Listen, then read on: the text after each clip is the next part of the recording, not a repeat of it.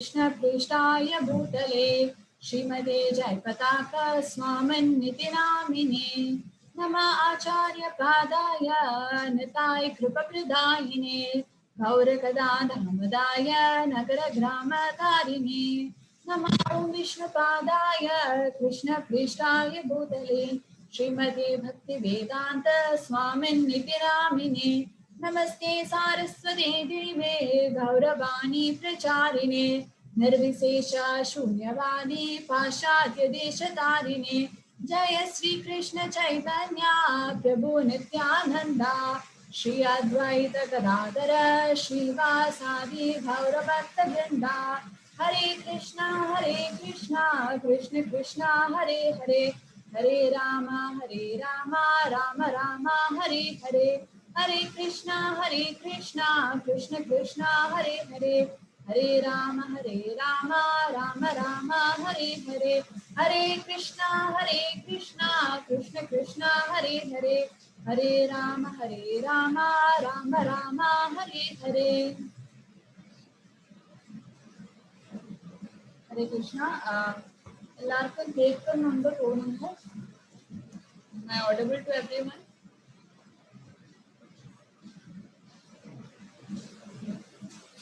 അപ്പൊ ഇന്ന് നമ്മളിപ്പോ തുടങ്ങാൻ പോകുന്നത് ഭഗവത്ഗീതയുടെ 8ാം അധ്യായമാണ്. ഞാൻ അതിന്റെ സ്ലൈഡ് ഷെയർ ചെയ്യാം.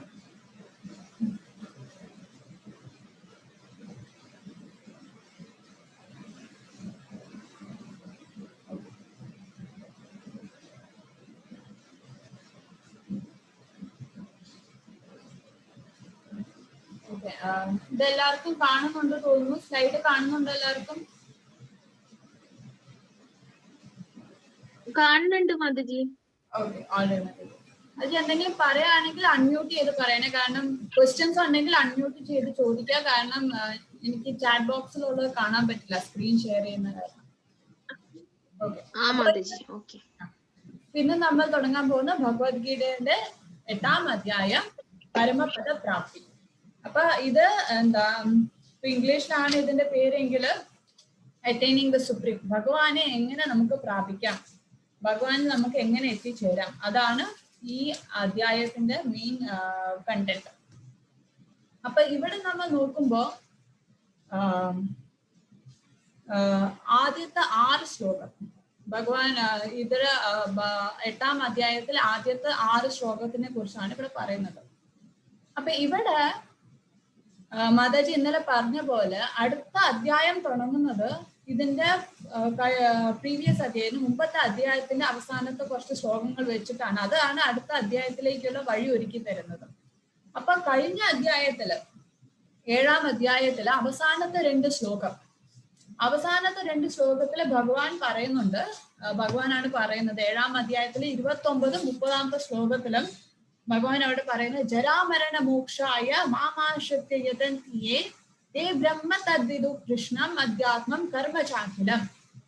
അപ്പൊ ഇവിടെ പറയുന്നത് ബുദ്ധിയുള്ള മനുഷ്യർ അവര് മോക്ഷത്തിന് വേണ്ടി എന്തെന്നുള്ള മോക്ഷം, ജന്മ മൃത്യു ജരാ വ്യാധി, ഈ 4 മോക്ഷത്തിന് വേണ്ടി എന്നെ ശരണം പ്രാപിക്കുന്നു, ഭക്തിയോടെ എന്നെ ശരണം പ്രാപിക്കുന്നു. അങ്ങനത്തെ ഒരാളെ ബ്രഹ്മൻ എന്ന് പറയപ്പെടുന്നു. അദ്ദേഹത്തിന്റെ കർത്തവ്യം മുഴുവനും ദൈവിക കർത്തവ്യമായിരിക്കും. ഈ 3 ത്രിഗുണങ്ങളുടെ അപ്പുറത്ത്, ത്രിഗുണങ്ങൾക്ക് അകത്ത്, അതായത് സത്വരജോ തമോ ഗുണത്തിന് അകത്താണ് നമ്മൾ പ്രവർത്തിക്കുന്നെങ്കിൽ അതിന് കർമ്മമുണ്ട്. സത്വരജോ തമോ ഗുണത്തിലാണ് നമ്മൾ പ്രവർത്തിക്കുന്നതെങ്കിൽ അതിന് കർമ്മമുണ്ട്. കർമ്മമാവാം അല്ലെങ്കിൽ വികർമ്മമാവാം, ഈ 2 ഉണ്ടാവും. പക്ഷേ ആരാണോ ഭഗവാനെ ശരണം പ്രാപിക്കുന്നത്, ഭക്തിയുടെ സേവനത്തിലൂടെ ശരണം പ്രാപിക്കുന്നത്, അദ്ദേഹം ഈ 3 ഗുണങ്ങളിന് അപ്പുറമാണ്, ഈ ത്രിഗുണങ്ങൾക്ക് അതീതനാണ്. അദ്ദേഹത്തിന്റെ കർമ്മങ്ങളും ഈ 3 ഗുണത്തില് പെടുന്നില്ല. അപ്പോഴാണ് അതിന് അകർമ്മം എന്ന് പറയപ്പെടുന്നത്. അപ്പൊ ഇങ്ങനെ ഭഗവാൻ പറയുന്നു, അദ്ദേഹത്തിന് ബ്രഹ്മൻ എന്നും പറയും. അദ്ദേഹത്തിന്റെ കർത്തവ്യം മൊത്തം ഈ ത്രിഗുണങ്ങൾക്ക് മുകളിലാണ്. പിന്നെ പറയുന്നത് 30ാമത്തെ ശ്ലോകത്തില് സാദിഭൂതാദിദൈവം മാം സാദി യജ്ഞം ചെയ്യേവിദു പ്രയാണകാലേ പിച്ചമാം തീർവിദോ യുക്ത ചേതസഹ. അപ്പൊ പ്രയാണകാലം, ഒരാള് ദേഹം വിടുമ്പോൾ എന്ത് ചെയ്യും എന്നാണ് ഭഗവാൻ ഇവിടെ പറയുന്നത്.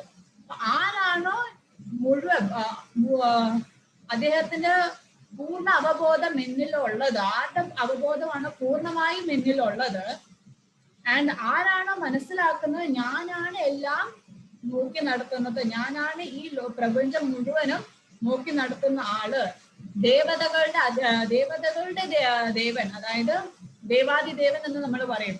അപ്പൊ ഈ ദേവന്മാരുടെയും ദേവനായിട്ടുള്ളത് ഞാനാണ്. ഉള്ള യജ്ഞങ്ങളുടെ എന്താ, നമ്മളിപ്പോ എന്തെങ്കിലും യജ്ഞം ചെയ്യുകയാണെങ്കിൽ അതിന് എന്തെങ്കിലും റിസൾട്ട് ഉണ്ടാവും. അപ്പൊ ആ റിസൾട്ട് എൻജോയ് ചെയ്യുന്ന, ആ റിസൾട്ട് ആസ്വദിക്കുന്നതും ഭഗവാനാണ്. ഇതൊക്കെ ഞാനാണ് എന്ന് ഭഗവാൻ ഇവിടെ പറയുന്നു. അപ്പൊ ഇവിടെ ഒരുപാട് വാക്കുകൾ ഇവിടെ ഭഗവാൻ കൊടുക്കുന്നുണ്ട്. അടുത്ത ശ്ലോകത്തിൽ നമുക്ക് കാണാം ഒരുപാട് വാക്കുകൾ അവിടെ ഭഗവാൻ പറയുന്നുണ്ട്. അപ്പൊ ഇതൊക്കെ കേട്ടപ്പോഴത്തേക്ക് ഇപ്പൊ ഞാൻ ഇപ്പൊ പറയാണ് ഒരു ഡെഫിനേഷൻ പറയാം, സയൻസിൽ ഒരു ഡെഫിനേഷൻ പറയാണ്. The gravitational pull of the earth keeps the atmosphere within the earth's surface. ഇങ്ങനെ പറയുമ്പോ പുതിയതായിട്ട് കേൾക്കുന്ന കുട്ടിക്ക് ഗ്രാവിറ്റേഷണൽ ഫോഴ്സ് എന്താണെന്ന് അറിയത്തില്ല, അറ്റ്മോസ്ഫിയർ എന്താണെന്ന് അറിയത്തില്ല. അപ്പൊ അടുത്ത ചോദ്യം എന്തായിരിക്കും? അപ്പൊ ഗ്രാവിറ്റേഷണൽ ഫോഴ്സ് എന്ന് വെച്ചാൽ എന്താന്ന് വെച്ചാൽ, അല്ലെങ്കിൽ അറ്റ്മോസ്ഫിയർ എന്ന് വെച്ചാൽ എന്താ ടീച്ചറെ, ഇങ്ങനെ ചോദിക്കും. അപ്പൊ അതേപോലെ ഭഗവാൻ ഇപ്പൊ ഈ രണ്ട് ശ്ലോകത്തില് എന്തൊക്കെയോ ഒരുപാട് വാക്കുകൾ പറഞ്ഞു. ബ്രഹ്മൻ, അതിഭൂതം, അതിദൈവം, അതിയജ്ഞം, ഇങ്ങനെ ഒരുപാട് പറഞ്ഞിട്ട് ഇതൊക്കെ കേട്ടപ്പോഴത്തേക്ക് അർജുനൻ എന്താ അതിന്റെ അർത്ഥം എന്നാണ് ചോദിക്കുന്നത്. അപ്പൊ ഇത് വെച്ചാണ് ഭഗവാൻ 7-ാം അധ്യായം നിർത്തിയത്. 8-ാം അധ്യായം തുടങ്ങുമ്പോ അർജുനൻ ആദ്യത്തെ 2 ശ്ലോകത്തിൽ ഇതാണ് ചോദ്യങ്ങൾ ചോദിക്കുന്നത്, എന്താണ് ഈ വാക്കുകളുടെ അർത്ഥം. അപ്പൊ ഈ ആദ്യത്തെ 2 ശ്ലോകത്തിലെ 8 ചോദ്യങ്ങളാണ് അർജുനൻ ചോദിക്കുന്നത്. ഈ 8 ചോദ്യങ്ങളില് 7 ചോദ്യങ്ങളുടെ ഉത്തരം 3-ാമത്തെ 4-ാമത്തെ ശ്ലോകത്തില് ഭഗവാൻ കവർ ചെയ്യും. 8-ാമത്തെ ചോദ്യത്തിന്റെ ഉത്തരം 5-ഉം 6-ഉം ശ്ലോകങ്ങളിലാണ് ഭഗവാൻ അത് കവർ ചെയ്യുന്നത്. അപ്പൊ എന്താണ് നമുക്ക് നോക്കാം. ഇപ്പൊ 7-ാം അധ്യായം,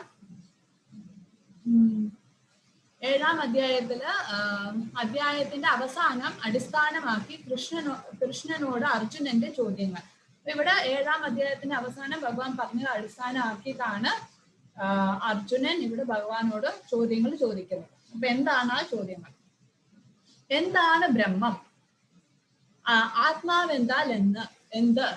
ഫലോദിഷ്ടമായ കർമ്മം എന്താൽ എന്ത്? ഇവിടെ നമുക്ക് നോക്കാം. എന്താ ആദ്യത്തെ ശ്ലോകം, അർജുനന്റെ ആദ്യത്തെ ചോദ്യം എന്താന്ന് വെച്ച് കഴിഞ്ഞാൽ, കിം തദ് ബ്രഹ്മ. കിം എന്ന് വെച്ചാൽ എന്താണ്? കിം തദ് ബ്രഹ്മ, ബ്രഹ്മം എന്നാൽ എന്ത്? അതാണ് ആദ്യത്തെ ക്വസ്റ്റ്യൻ ഇവിടെ പറയുന്നത്. കിം അധ്യാത്മം എന്നാൽ എന്ത്? അതായത് രണ്ടാമത്തത് ആത്മാവ് എന്നാൽ എന്ത്? കിം അധ്യാത്മം എന്ന് വെച്ചാൽ എന്ത്? കിം കർമ്മ എന്ന് പറയുമ്പോ കർമ്മം എന്നാൽ എന്ത്? അതായത് ഫലോദിഷ്ടമായ കർമ്മം എന്നാൽ എന്ത്? പിന്നെ കിം കർമ്മ പുരുഷോത്തമ അതിഭൂതം ച കിം പ്രോക്തം. അതിഭൂതം എന്ന് വെച്ചാൽ എന്താണ്? അപ്പൊ അതാണ് ഭൗതിക. അതിഭൂതം എന്ന് പറയുമ്പോഴാണ് അതിന്റെ വേറെ വാക്കാണ് ഭൗതിക പ്രപഞ്ചം എന്നും. പ്രപഞ്ചം എന്നാൽ എന്താ? അതാണ് അതിഭൂതം. അതിഭൂതം എന്നാൽ എന്താണ്? അതിഭൂതം ച കിം പ്രോക്തം അതിദൈവം കിം ഉച്യതേ. അതിദൈവം എന്നാൽ എന്താ? ഉച്യതേ പറഞ്ഞാലും എന്ന് അർജുനൻ ഭഗവാനോട് ചോദിക്കാം. അതിദൈവം കിം ഉച്യതേ. അപ്പൊ 4 ക്വസ്റ്റ്യൻ ആയി ഇവിടെ. ബ്രഹ്മം എന്നാൽ എന്ത്? അധ്യാത്മം എന്നാൽ എന്ത്? കർമ്മം എന്നാൽ എന്ത്? 3. അതിഭൂതം 4. അതിഭൂതം എന്നാൽ എന്ത്? അതിയജ്ഞം എന്നാൽ എന്ത്? 5 ക്വസ്റ്റ്യൻ. പിന്നെ അടുത്തത് 6, 7, 8-ാമത്തെ ക്വസ്റ്റ്യൻ. അതിയജ്ഞം കഥം ഗോത്ര. ഇത് 2-ാമത്തെ ശ്ലോകമാണ്. അതിയജ്ഞ കഥം ഗോത്ര ദേഹേസ്മിൻ മധുസൂദന. അപ്പൊ അതിയജ്ഞം എന്നാൽ എന്ത്? ആരാണ് യജ്ഞദേവത? അതിയജ്ഞം എന്ന് പറഞ്ഞാൽ യജ്ഞദേവതൻ ആരാണ്? അതിയജ്ഞം കഥം ഗോത്ര ദേഹേസ്മിൻ മധുസൂദന. ഈ അതിയജ്ഞൻ ദേഹത്തില്, അതായത് ശരീരത്തില് എവിടെയാണ് വസിക്കുന്നത്? ദേഹേസ്മിൻ മധുസൂദന. മധുസൂദന പറയൂ, എവിടെയാണ് ഈ അതിയജ്ഞൻ വസിക്കുന്നത്? അപ്പൊ 5, 6, 7-ാമത്തെ ക്വസ്റ്റ്യൻ. ഇനി അവസാനം 8-ാമത്തെ ചോദ്യം. പ്രയാണകാലേ ച കഥം ജ്ഞേയോസ്മി നിയതാത്മഭിഃ. പ്രയാണകാലം എന്ന് പറയുമ്പോൾ ശരീരം ഉപേക്ഷിച്ചു പോകുന്ന സമയത്ത്, ആ കാലത്ത് എങ്ങനെയാണ് ഞാൻ ഭക്തിയുടെ സേവനത്തിൽ ഏർപ്പെടുന്നത്? മെയിൻ ആയിട്ടുള്ള ഉദ്ദേശം നമ്മൾ ഈ ഭക്തിയൊക്കെ ഈ പല യോഗങ്ങള്, ജ്ഞാനയോഗം, കർമ്മയോഗം, ഭക്തിയുത സേവനം, പിന്നെ അഷ്ടാംഗ യോഗം, ഇതൊക്കെ ചെയ്യുന്നത് അവസാനം ഇതിന്ന് മുക്തി കിട്ടാനാണ്. ഈ ജന്മ മൃത്യു ജരാവ്യാധിയിൽ നിന്ന് മുക്തി കിട്ടാനാണ്. പിന്നെ നമ്മൾ ഭഗവാന്റെ സേവനത്തിൽ ഏർപ്പെടാൻ. അപ്പൊ ഇത് കിട്ടണമെങ്കിൽ അവസാനം ദേഹം വിടുന്ന സമയത്ത് എന്തായിരിക്കും ചെയ്യേണ്ടത് നമ്മള്, സോ ദാറ്റ് നമുക്ക് ആ മുക്തി കിട്ടുക. അപ്പൊ അതാണ് അവസാനത്തെ ചോദ്യം, 8ാമത്തെ ചോദ്യം. അപ്പൊ ഇതാണ് അർജുനന്റെ 8 ചോദ്യങ്ങൾ. അപ്പൊ മനസ്സിലായി കാണും വിചാരിക്കുന്നു. ബ്രഹ്മം എന്നാൽ എന്ത്, ആത്മാവ് എന്നാൽ എന്ത്, കർമ്മം എന്നാൽ എന്ത്, അതിഭൂതം എന്നാൽ എന്ത്, അതിദൈവം എന്നാൽ എന്ത്, അതിയജ്ഞം എന്നാൽ ആരാണ്, ആ യജ്ഞദേവതൻ ശരീരത്തിൽ എവിടെയാണ് വസിക്കുന്നത്, പിന്നെ മരണകാല സമയത്ത് എങ്ങനെയാണ് നമുക്ക് ഭക്തിയുത സേവനത്തിൽ ഏർപ്പെട്ട് ഭഗവാന്റെ ധാമത്തിലേക്ക് തിരിച്ചു പോകാൻ പറ്റുക. ഇങ്ങനെ 8 ചോദ്യങ്ങൾ അർജുനൻ ചോദിക്കുന്നു. അപ്പൊ അതിന്റെ ഉത്തരം ഭഗവാൻ ഇവിടെ നൽകുകയാണ്. എന്താ, 3ാമത്തെ ശ്ലോകത്തിലാണ് ഭഗവാൻ ഇതിന്റെ ഉത്തരം നൽകുന്നത്. ആദ്യത്തെ 3ഉം 4ഉം ഭഗവാൻ ആദ്യത്തെ 7 ചോദ്യങ്ങളുടെ ഉത്തരം നൽകുന്നുണ്ട്. അപ്പൊ എന്താണ് ആ 7 ഉത്തരം? അപ്പൊ ഇവിടെ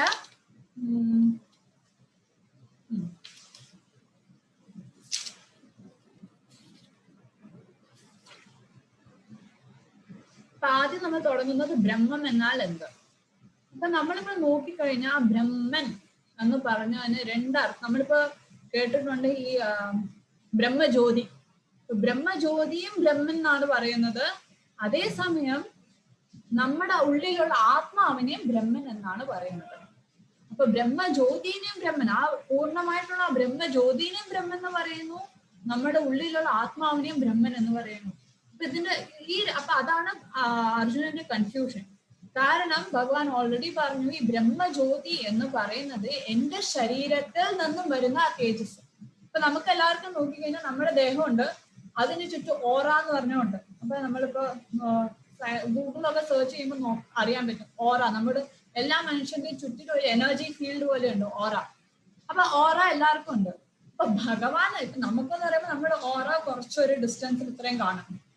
പക്ഷെ ഭഗവാൻ എന്ന് പറയുമ്പോൾ, ഭഗവാൻ എന്ന് പറയുന്നത് എന്താ, പരമോന്നത പുരുഷനാണ്. അപ്പൊ അദ്ദേഹത്തിന്റെ ശരീരത്തിന് തേജസ് ഉണ്ട്. ആ തേജസ്സാണ് ബ്രഹ്മജ്യോതി. അപ്പൊ ഭഗവാന്റെ ശരീരത്തിൽ നിന്ന് വരുന്ന തേജസ്സാണ് ബ്രഹ്മജ്യോതി.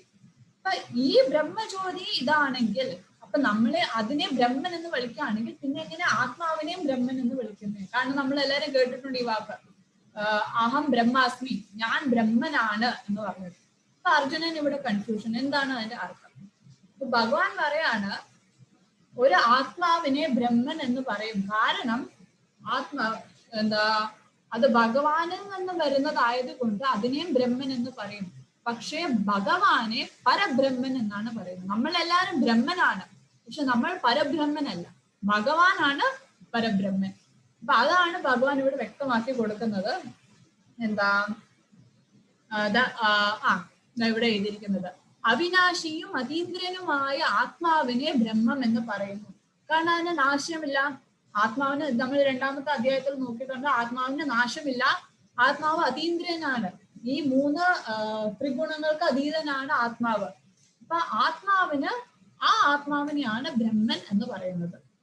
പിന്നെ അടുത്ത ക്വസ്റ്റ്യൻ, ആ ബ്രഹ്മൻ എന്ന് പറഞ്ഞാൽ എറ്റേണൽ ആണ്. എറ്റേണൽ എന്ന് പറയുമ്പോൾ നാശമില്ലാത്ത, ശാശ്വതമാണ്. അപ്പൊ എന്നിട്ട് ആ ബ്രഹ്മനും പരബ്രഹ്മനും വ്യത്യാസമുണ്ട്. നമ്മൾ ബ്രഹ്മനാണെങ്കിലും ഭഗവാനും ബ്രഹ്മനാണ്, നമ്മളും ബ്രഹ്മനാണ്. പക്ഷെ ഭഗവാൻ പരബ്രഹ്മനാണ്, നമ്മളും ബ്രഹ്മനാണ്. അപ്പൊ അതാണ് വ്യത്യാസം. പിന്നെ അടുത്ത ചോദ്യത്തിന്റെ ഉത്തരം, അടുത്ത ചോദ്യം എന്ന് പറയുന്നത് അധ്യാത്മം എന്നാൽ എന്ത്? അപ്പൊ അധ്യാത്മം എന്ന് പറയുമ്പോൾ ഇത് ആത്മാവിന്റെ സ്വരൂപം. അധ്യാത്മം എന്ന് പറയുമ്പോ ആത്മാവ് എന്നാൽ എന്തെന്ന് നമ്മൾ പറഞ്ഞു, ആത്മാവ് എന്നാൽ ആ ബ്രഹ്മനാണ്. പിന്നെ എന്തിനാ വേറെ എന്താ ഈ വാക്ക് അധ്യാത്മൻ എന്ന് പറയുന്നത്? വാട്ട് ഈസ് ദിസ് അധ്യാത്മൻ? ആത്മാ ആൻഡ് അധ്യാത്മന്റെ വ്യത്യാസം എന്താണ്? അപ്പൊ ആത്മാവ് എന്നാൽ ബ്രഹ്മൻ, അധ്യാത്മൻ എന്ന് പറഞ്ഞാൽ ആ ആത്മാവിന്റെ സ്വരൂപം. ആത്മാവിന്റെ സ്വരൂപം എന്താണ്? അതാണ് അധ്യാത്മം. ഇപ്പൊ നമ്മൾ എടുക്കുകയാണെങ്കിൽ പഞ്ചസാരയുടെ സ്വരൂപം എന്ന് പറയുന്നത് അത് മധുരം തരുന്നു, അതാണ് അതിന്റെ സ്വരൂപം. ഉപ്പിന്റെ സ്വരൂപം അത് ഉപ്പ് സ്വാദ് വരുന്നു. അപ്പൊ ഓരോരോ വസ്തുവിനും അതിൻ്റെതായിട്ടുള്ള സ്വരൂപമുണ്ട്. ഇപ്പൊ വാച്ചിന്റെ ഇതെന്താ, ജോലി എന്താ, അത് നമുക്ക് സമയം കാണിച്ചു തരുന്നു. അപ്പൊ ഓരോ എണ്ണത്തിനും അതിന്റെ സ്വരൂപമുണ്ട്. അപ്പൊ ഈ എന്താ ആത്മാവിന്റെ സ്വരൂപം എന്താണ്, അതാണ് അധ്യാത്മം എന്നാൽ എന്ത് എന്ന് അർജുനൻ ചോദിക്കുന്നത്. അപ്പൊ ഭഗവാൻ ഇവിടെ പറയുന്ന ആത്മാവിന്റെ സ്വരൂപം, ഇത് ചൈതന്യ മഹാപ്രഭു പറയുന്നുണ്ട്, ജീവസ്വരൂപേ, ജീവന്റെ സ്വരൂപം നിത്യ കൃഷ്ണദാസ്, എപ്പോഴും കൃഷ്ണന്റെ ദാസൻ, കൃഷ്ണന്റെ സേവകനാണ്. അപ്പൊ അത് നമുക്ക് മാറ്റാൻ പറ്റില്ല. ഇപ്പൊ ഒരു ദിവസം പഞ്ചസാര പറയും എനിക്ക് മധുരിക്കണ്ട, എനിക്ക് ഉപ്പ് സ്വാദ് മതി എന്ന് പറയുമ്പോഴത്തേക്ക് അതല്ല അതിന്റെ സ്വരൂപം. പഞ്ചസാരയുടെ സ്വരൂപം മധുരമാണ്, അതിന് ഉപ്പ് ആവാൻ പറ്റില്ല. അതേപോലെ ഉപ്പ് പറയും എനിക്ക് ഉപ്പ് സ്വാദ് വേണ്ട, എനിക്ക് മധുരം ആവണം എന്ന് പറയുമ്പോൾ അത് പറ്റില്ല. കാരണം അത് ക്രിയേറ്റ് ചെയ്തിരിക്കുന്നത് അതിനാണ്. ഇപ്പൊ മൊബൈലിന്റെ ഉദ്ദേശം എന്ന് പറയുന്നത് ഫോൺ വിളിക്കാൻ. അപ്പൊ അത് പറയാം എനിക്കിപ്പോ മൊബൈൽ ആവണ്ട, എനിക്ക് വേറെ എന്തെങ്കിലും ആവണം എന്ന് പറയും. അപ്പൊ അത് പറ്റില്ല, കാരണം ഓരോ എണ്ണത്തിന് അതിൻ്റെതായിട്ടുള്ള നേച്ചർ ഉണ്ട്. അപ്പൊ നമ്മൾ ക്രിയേറ്റ് ചെയ്തത് തന്നെ ആ ഒരു ഫോമിലാണ്. അപ്പൊ ജീവന്റെ സ്വരൂപം എന്ന് പറയുന്നത് ഭഗവാൻ നിത്യ കൃഷ്ണദാസ്, എപ്പോഴും ഭഗവാന്റെ ദാസനാണ്, അപ്പൊ ഭഗവാന്റെ സേവകനാണ്. എന്ന് വെച്ച് പറയുമ്പോ ഈ ഭൂമിയിലുള്ള ഭൗതിക ലോകത്തിലുള്ള പോലെ മാസ്റ്റർ സെർവന്റ് റിലേഷൻ അല്ല. അവിടെ എപ്പോഴും സെർവന്റിനെ ചൂഷണം ചെയ്യും. പക്ഷെ ഇവിടെ ഭഗവാൻ ഒരു അച്ഛനും അമ്മയെയും പോലെ ആ ഭക്തനെ, ആ ജീവാത്മാവിനെ സംരക്ഷിക്കുകയാണ്. ആ സ്നേഹബന്ധം ഇവിടെ ആയിട്ട് നമുക്ക് കമ്പയർ ചെയ്യാൻ പറ്റില്ല. അപ്പൊ അതാണ് ഇവിടെ പറയുന്നത്, ജീവന്റെ സ്വരൂപം എന്ന് പറയുന്നത് എന്താണ്, എപ്പോഴും കൃഷ്ണന്റെ ദാസനായിരിക്കും. പിന്നെ അടുത്തത് കർമ്മം എന്നാൽ എന്ത്. അപ്പൊ കർമ്മം എന്ന് പറയുന്നത് ഇവിടെ എന്താണോ ഒരു ആത്മാവിനെ ഈ ഭൗതിക ലോകത്ത് പിടിച്ചു കെട്ടിയിരിക്കുന്നത്, അതിനെയാണ് കർമ്മം എന്ന് പറയുന്നത്. അത് കർമ്മമാവാം, നല്ല കർമ്മമാവാം, ദുഷ്കർമ്മം വികർമ്മവും ആവാം, രണ്ടും ആവാം. അപ്പൊ എന്താണോ ഒരു ആത്മാവിനെ ഈ ഭൗതിക ലോകത്ത് പിടിച്ചു കെട്ടിയിരിക്കുന്നത് അതാണ് കർമ്മം. ഇപ്പൊ ജീവാത്മാക്കളുടെ ഭൗതിക ശരീരത്തിന്റെ വികാസത്തിന് വേണ്ടുന്ന പ്രവർത്തനങ്ങളാണ് കാമ്യകർമ്മം എന്ന് പറയുന്നത്. ഇതൊന്ന്. അപ്പൊ കർമ്മത്തിന്റെ അർത്ഥം എന്താന്ന് ഭഗവാൻ പറഞ്ഞു കൊടുത്തു. അത് കഴിഞ്ഞിട്ട് പിന്നെയുള്ള അടുത്ത ചോദ്യം എന്ന് പറയുന്നത് അതിഭൂതൻ എന്ന് വെച്ചാൽ, അതിഭൂതം എന്ന് വെച്ചാൽ എന്താണ്. അപ്പൊ അതിഭൂതം എന്ന് പറയുന്നത് നമ്മുടെ ഈ ഭൗതിക പ്രപഞ്ചം, അതായത് ഈ ഫിസിക്കൽ നേച്ചർ, എപ്പോഴും മാറിക്കൊണ്ടിരിക്കുന്ന ഈ ഒരു ഭൗതിക പ്രപഞ്ചത്തിനെയാണ്, ഈ പഞ്ചഭൂതങ്ങളാൽ ഉണ്ടാക്കിയ ഈ ഭൗതിക പ്രപഞ്ചത്തിനെയാണ്, മഹത്തത്വം കൊണ്ട് ഉണ്ടാക്കിയ ഭൗതിക പ്രപഞ്ചത്തിനെയാണ് അതിഭൂതം എന്ന് പറയുന്നത്. നമ്മുടെ ഈ ശരീരവും അതിഭൂതത്തിന്റെ ഭാഗമാണ്. കാരണം ഈ ശരീരം നഷ്ടവും പഞ്ചഭൂതം കൊണ്ട് ഉണ്ടാക്കിയതാണ്. ഇത് അതിഭൂതം. പിന്നെ പ്രത്യക്ഷ പ്രപഞ്ചം എന്നുള്ള നമുക്ക് കാണാൻ പറ്റുന്ന ഈ പ്രപഞ്ചമാണ് അതിഭൂതം. അതിദൈവം എന്ന് പറയുന്നത് എന്താണ്. അപ്പൊ അതിദൈവം എന്ന് പറഞ്ഞാൽ ഭഗവാന്റെ വിരാട് രൂപം. എല്ലാ ദേവതന്മാരും കൂടെ ചേർന്ന്, എല്ലാ ദേവതന്മാരും ഭഗവാന്റെ ഈ വിരാട് രൂപത്തിന്റെ ഒരു ഭാഗമാണ്. പക്ഷെ എന്റെ മെയിൻ ആളാരാണ്, ഭഗവാനാണ്. അപ്പൊ ഭഗവാന്റെ ഈ വിരാട് രൂപത്തിനെയാണ് അതിദൈവം എന്ന് പറയുന്നത്. കാരണം ഭഗവാനാണ് എല്ലാ ദേവതന്മാരുടെയും കൺട്രോള്. അപ്പൊ ഈ ഭഗവാൻ, അത് അവിടെ കൃഷ്ണൻ പറയുന്നില്ലേ ആരോ, ആ പരബ്രഹ്മൻ ആണ് അതിഭൂതൻ അതിദൈവം എന്ന് പറയുന്നില്ല, ഞാൻ എന്നാണ് ഭഗവാൻ പറയുന്നത്. ഇവിടെ നമ്മൾ മനസ്സിലാക്കേണ്ടത് കൃഷ്ണൻ തന്നെയാണ് ആ വിരാട് രൂപം, കൃഷ്ണൻ തന്നെയാണ് ആ ബ്രഹ്മൻ, കൃഷ്ണൻ തന്നെയാണ് പരമാത്മാവെന്ന് പിന്നീട് പറയുന്നുണ്ട്. പിന്നെ അടുത്ത ക്വസ്റ്റ്യൻ, അപ്പൊ അതാണ് അതിദൈവം. പിന്നെ അതിയജ്ഞം. അതിയജ്ഞം എന്ന് പറഞ്ഞു കഴിഞ്ഞാൽ ഭഗവാൻ ഇവിടെ പറയുന്ന ആ പരമാത്മാ, എല്ലാ ജീവജാലങ്ങളിലും പരമാത്മാവായിട്ട് ഞാൻ കുടികൊള്ളുന്നു. അപ്പൊ ആ പരമാത്മാവിനെയാണ് യജ്ഞൻ എന്ന് പറയുന്നത്. അപ്പൊ അതിയജ്ഞൻ എന്ന ആരാണ്, ആ ഭഗവാന്റെ പരമാത്മാ രൂപത്തിനെയാണ് അതിയജ്ഞൻ എന്ന് പറയുന്നത്. അപ്പൊ ഈ അതിയജ്ഞൻ എവിടെയാണ് വസിക്കുന്നത് എന്നാണ് അർജുനന്റെ അടുത്ത ചോദ്യം. അപ്പൊ ഭഗവാൻ അത് പറയുന്നുണ്ട്, ഈ അതിയജ്ഞൻ എല്ലാ ശരീരത്തിലും പരമാത്മാവായിട്ട് വസിക്കുന്നു, എല്ലാ ശരീരത്തിന്റെ ഹൃദയത്തിലും. ഇപ്പൊ നമ്മള് 2-ാം അധ്യായം നോക്കിക്കഴിഞ്ഞാൽ അതില് കൊടുത്തിട്ടുണ്ട് ആത്മാവിന്റെ രൂപം എന്താണ്. അപ്പൊ ആത്മാവിന്റെ സൈസ് എന്താന്ന് ക്ലിയർ ആയിട്ട് പറയുന്നുണ്ട്. ശ്വേതാശ്വര ഉപനിഷത്തില് ആത്മാവിന്റെ സൈസ് എന്താന്ന് പറയുന്നുണ്ട്. ഇത് പറയുന്ന മുടിയുടെ അറ്റം 10,000 തവണ ഡിവൈഡ് ചെയ്ത് കഴിഞ്ഞാൽ, 10,000 ടൈംസ് മുടിയുടെ അറ്റത്തിനെ ഡിവൈഡ് ചെയ്ത് കഴിഞ്ഞാൽ എന്താണോ ആ സൈസ്, അതാണ് ആത്മാവിന്റെ സൈസ്. ക്ലിയർ ആയിട്ട് സൈസ് സഹിതം പറയുന്നുണ്ട് ശ്വേതാശ്വതര ഉപനിഷത്തില്. പിന്നീട് ആ ആത്മാവ് എവിടെയാണ് വസിക്കുന്നത്? ഹൃദയത്തില്, നെഞ്ചില്, നമ്മുടെ ഹാർട്ടിന്റെ നടുക്കാണ് ഈ ആത്മാവ് വസിക്കുന്നത്. നമുക്ക് എല്ലാവർക്കും അറിയാം, ഒരു കുട്ടി ഗർഭത്തിൽ ഉണ്ടാവുമ്പോൾ ആദ്യം ഉണ്ടാവുന്ന ഓർഗാൻ എന്ന് പറയുന്നത് ഹൃദയമാണ്. കാരണം ആ ഹൃദയമാണ് ഈ ആത്മാവ് വസിക്കേണ്ട സീറ്റ്. ആ സീറ്റ് എന്ന് പറയുന്ന ഹൃദയമാണ്. അപ്പൊ ആദ്യം ഉണ്ടാവുന്ന ആ ഹൃദയമാണ്. ഹൃദയം കഴിഞ്ഞിട്ടാണ് ബാക്കി എല്ലാ അവയവങ്ങളും ഗർഭപാത്രത്തിൽ ആ കുട്ടിയുടെ ഉണ്ടാവുന്നത്. അപ്പൊ ഈ ഹൃദയത്തിലാണ് ആത്മാവ് വസിക്കുന്നത്. ആ ആത്മാവിന്റെ കൂടെ പരമാത്മാവും ഉണ്ട്. ഈ പരമാത്മാവിന്റെ സൈസ് എന്താ അതും പറയുന്നുണ്ട്. പരമാത്മാവിന്റെ സൈസ് എന്ന് പറയുന്നത് നമ്മുടെ 8 ഇഞ്ച്, ഈ വിരലോട്ട്, എനിക്ക് തോന്നുന്നു ഈ വിരലോട്ട് ഈ വിരൽ വരെ ഉള്ള ഒരു സൈസാണ്. 8 ഇഞ്ച് എന്തോ ആണ് ഭാഗവതത്തിൽ പറയുന്നത്.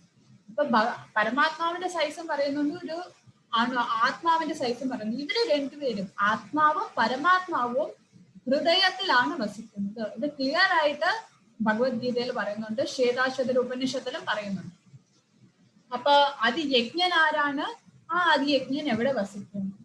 പിന്നെ അവസാനം പറയുന്നത്, ഒരാള് ജീവന്റെ അവസാനം അയാള് ദേഹം വിട്ടു പോകുമ്പോഴത്തേക്കും എന്താണ് അയാൾ ചെയ്യേണ്ടത്? സോ ദാറ്റ് തിരിച്ച് ഭഗവാന്റെ ധാമത്തിലേക്ക് തിരിച്ചു പോവാം. അപ്പൊ ഇവിടെ നമുക്കിവിടെ കാണാം, ഇതൊരു ജസ്റ്റ് ഒരു എക്സാമ്പിൾ ആണ്. നമുക്ക് നമ്മുടെ ശരീരത്തിൽ പലതരത്തിലുള്ള ശരീരമുണ്ട്.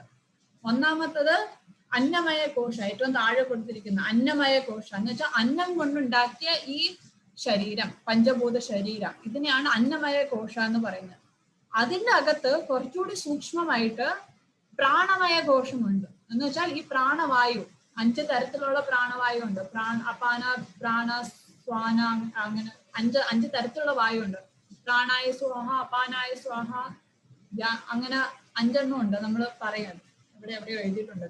അപ്പൊ ഈ പ്രാണവായു വെച്ചുണ്ടാക്കിയ ശരീരം, അകത്തുള്ള ശരീരം, ഇതാണ് പ്രാണമയ കോശം. അതിനേക്കാളും സൂക്ഷ്മമാണ് ഇപ്പൊ ഈ പഞ്ചഭൂതം. അപ്പൊ ഒരാൾ മരിച്ചു പോകുമ്പോ ഈ അന്നമയ കോശ, ഈ അന്നം കൊണ്ടുണ്ടായ ശരീരവും പ്രാണം കൊണ്ടുണ്ടാക്കിയ ഈ ശരീരവും ഇവിടെ വിടും. പിന്നെ ഏത് ശരീരമാണ് പോകുന്നത്? അടുത്ത പിന്നെ ഏത് സൂക്ഷ്മമായ ശരീരമാണ് ഈ ആത്മാവിനെ കൊണ്ട് അടുത്ത ഭൗതിക ശരീരത്തിൽ പോകുന്നത്?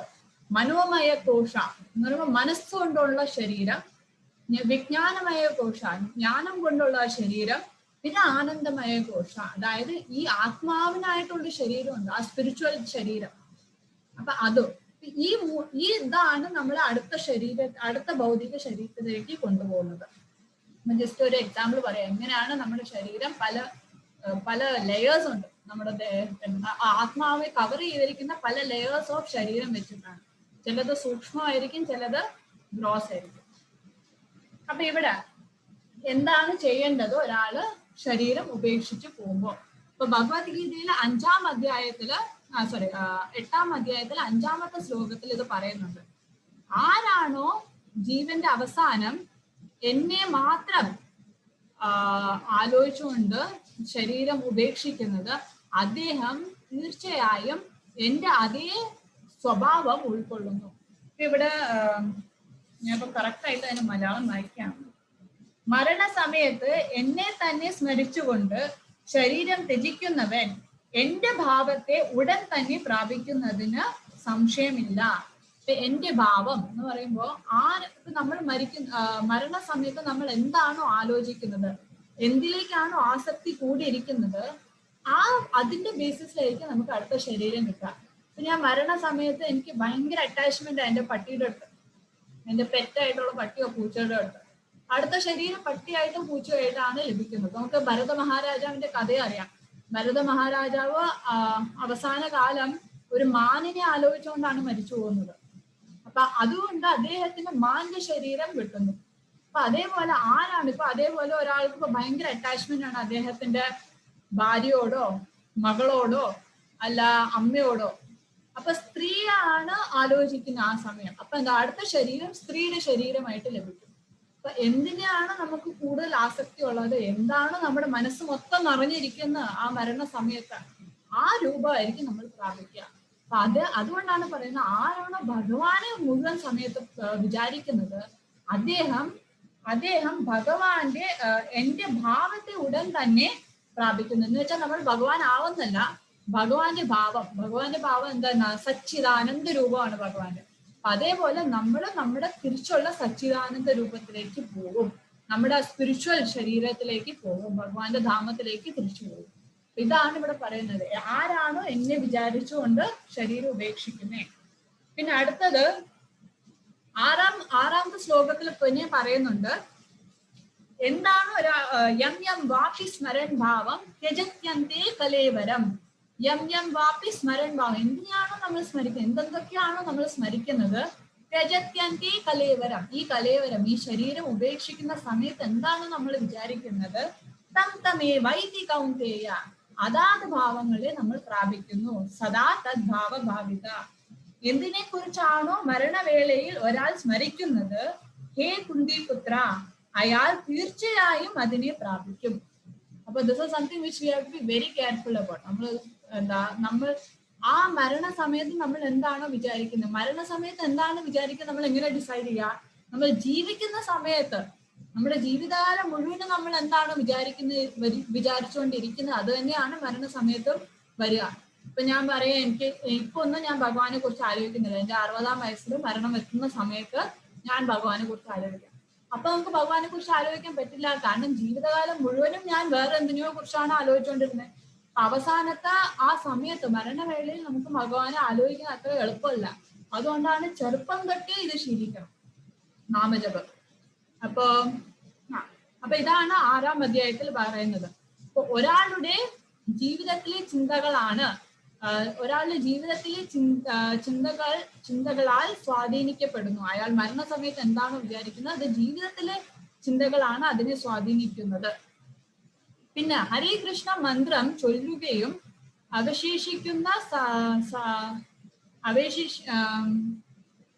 അവശേഷിക്കുന്ന കാലം നമ്മൾ ബാക്കിയുള്ളവരെ സഹിച്ചുകൊണ്ടിരിക്കും. അപ്പൊ എന്തായാലും ഭഗവാൻ പറയുന്നത്, ഈ ലോകം എന്ന് പറയുന്നത് ദുഃഖാലയം, അശാശ്വതമാണ്. അപ്പൊ ദുഃഖങ്ങൾ ഉള്ള ലോകമാണത്. അല്ലാണ്ട് ഇവിടെ ദുഃഖമുള്ള സ്ഥലത്ത് നമുക്ക് സന്തോഷം കണ്ടുപിടിക്കാൻ പറ്റില്ല. ശരിക്കും പറഞ്ഞാൽ നമുക്ക് സന്തോഷം എന്താണെന്ന് അറിയത്തില്ല. ഇറ്റ്സ് ലൈക്ക് നമ്മൾ മാത്സിൽ പഠിച്ചിട്ടില്ലേ, നമ്പർ ലൈനിൽ 0 ഉണ്ടാവും, ഒരു ലെഫ്റ്റ് ഹാൻഡ് സൈഡ് മുഴുവൻ negative, right hand side positive numbers. Negative number 0, positive numbers. അപ്പൊ ഇവിടെ നമ്മൾ നോക്കുമ്പോ ഈ ഭൗതിക ലോകത്ത് ഫുള്ളും നെഗറ്റീവ് ആണ്, എന്ന് വെച്ചാൽ ദുഃഖമാണ്, ഹാപ്പിനെസ് ഇവിടെ ഇല്ല. പക്ഷെ നമ്മൾ എന്തോ നമുക്ക് സന്തോഷം ഉണ്ടെന്ന് പറഞ്ഞ് നമ്മൾ വിചാരിക്കുന്നുണ്ട്. പക്ഷെ ആക്ച്വലി ആ സന്തോഷം എന്ന് പറയുന്നത് ഈ 0 സ്റ്റേറ്റാണ്. എന്ന് വെച്ചാൽ ദുഃഖം ഇല്ലാത്ത അവസ്ഥയിലാണ് നമ്മൾ സന്തോഷം എന്ന് വിചാരിക്കുന്നത്. ശരിക്കും നമ്മൾ സന്തോഷം അനുഭവിച്ചിട്ടില്ല. ആ സന്തോഷം എന്ന്, ആ പോസിറ്റീവ് പാർട്ട് എവിടെയാ വരുന്നത്? ഈ ഭൗതിക ലോകത്തിന്റെ പുറത്ത്, ആധ്യാത്മിക ലോകത്തേ ഉള്ളൂ ഈ പോസിറ്റീവ്. അപ്പൊ ഈ ഭൗതിക ലോകത്ത് നെഗറ്റീവും 0 ആണ് ഉള്ളത്. ഈ 0-നെയാണ് നമ്മൾ സന്തോഷം എന്ന് വിചാരിക്കുന്നത്, ബട്ട് ഇറ്റ്സ് നോട്ട്. ഇത് എക്സാമ്പിൾ എന്ന് പറഞ്ഞാൽ, ഇപ്പോ വെള്ളത്തിൽ മുങ്ങിപ്പോകുന്ന ഒരു മനുഷ്യൻ മോസ്റ്റ് ഓഫ് ദ ടൈം, മിക്ക സമയം ശ്വാസം കിട്ടാണ്ട് അവിടെ കഷ്ടപ്പെടുകയാണ്. അവസാനം ഒരാൾ ഇങ്ങനെ പൊങ്ങി വരുമ്പോഴത്തേക്കും ഒരു തുള്ളി ശ്വാസം അയാൾ ശ്വസിക്കുന്നു, പിന്നെയും തിരിച്ച് അയാൾ മുങ്ങിപ്പോവാ വെള്ളത്തിലേക്ക്. അപ്പൊ ഈ കിട്ടുന്ന ഒരു തുള്ളി ശ്വാസത്തിനെയാണ് ഇയാൾ സന്തോഷം എന്ന് വിചാരിക്കുന്നത്. ബാക്കി സമയം മുഴുവനും വെള്ളത്തിനകത്ത് ശ്വാസം കിട്ടാണ്ടിരിക്കുക. അപ്പൊ നമുക്ക് ഈ കഷ്ടപ്പാട് ഇല്ലാത്ത ആ പാർട്ടിനെയാണ് നമ്മൾ സന്തോഷം എന്ന് വിചാരിക്കുന്നത്. പക്ഷെ അത് സന്തോഷമല്ല, ന്യൂട്രൽ, ദുഃഖമില്ലാത്തൊരവസ്ഥയാണ്. അപ്പൊ ഇവിടെ ഹരേ കൃഷ്ണ മഹാമന്ത്രം ചൊല്ലുമ്പോൾ നമ്മുടെ ഈ അകത്തുള്ള ഈ ആത്മാവ് അത് നാമത്തിന് കേൾക്കുക. കാരണം ജീവന്റെ സ്വരൂപം എന്ന ഭഗവാന്റെ ദാസനാണ്. അപ്പൊ എപ്പോഴാണോ ഹരേ കൃഷ്ണ മഹാമന്ത്രം കേൾക്കുന്നത്, അപ്പൊ തിരിച്ച് നമ്മൾ നമ്മുടെ ആധ്യാത്മിക ലോകമായിട്ട് നമ്മൾ അവിടെ കണക്ട് ആവുക. ഇതെന്ന് പറയുന്നത് ഒരു കണക്ഷൻ പോലെ. ഈ മഹാമന്ത്രം എന്ന് പറയുന്നത് നമ്മളെ ആധ്യാത്മിക ലോകമായിട്ട് കണക്ട് ചെയ്യുന്നത്. അപ്പൊ കാരണം സന്തോഷം അവിടെ ഉള്ളൂ. അപ്പൊ ആരാണോ നാമം ജപിച്ചുകൊണ്ടിരിക്കുന്നത് അയാൾക്ക് ആധ്യാത്മിക ലോകമായിട്ട് കണക്ഷൻ ഉള്ളതുകൊണ്ട് എപ്പോഴും സന്തോഷരഹിതനാണ്. പിന്നെ ഞങ്ങളുടെ ചെവി, നാവ്, പ്രവർത്തനങ്ങൾ, മനസ്സ് എന്നിവ ഭക്തിയുടെ സേവനത്തിൽ ഏർപ്പെടുത്തണം. അപ്പൊ നമ്മൾ ഓരോ അവയവങ്ങൾ എങ്ങനെയാണ് നമ്മൾ ഇങ്ങനെ ഭഗവാനെ കുറിച്ച് എപ്പോഴും ചിന്തിക്കാൻ പറ്റുന്നേ? അവസാന മരണ സമയത്ത്, ജീവിക്കുന്ന സമയത്ത് എപ്പോഴും നാമം ചൊല്ലുക. നമ്മുടെ എല്ലാ അവയവങ്ങളെയും ഭഗവാന്റെ സേവനത്തിനായി ഉപയോഗിക്കുക. ഇപ്പൊ മാതാജി കഴിഞ്ഞ ക്ലാസ്സിൽ പറഞ്ഞ പോലെ അംബരീഷ് മഹാരാജാവിന്റെ കഥ, നമ്മുടെ എല്ലാ അവയവങ്ങളെയും ഭഗവാന്റെ സേവനത്തിനായി ഉപയോഗിക്കുക.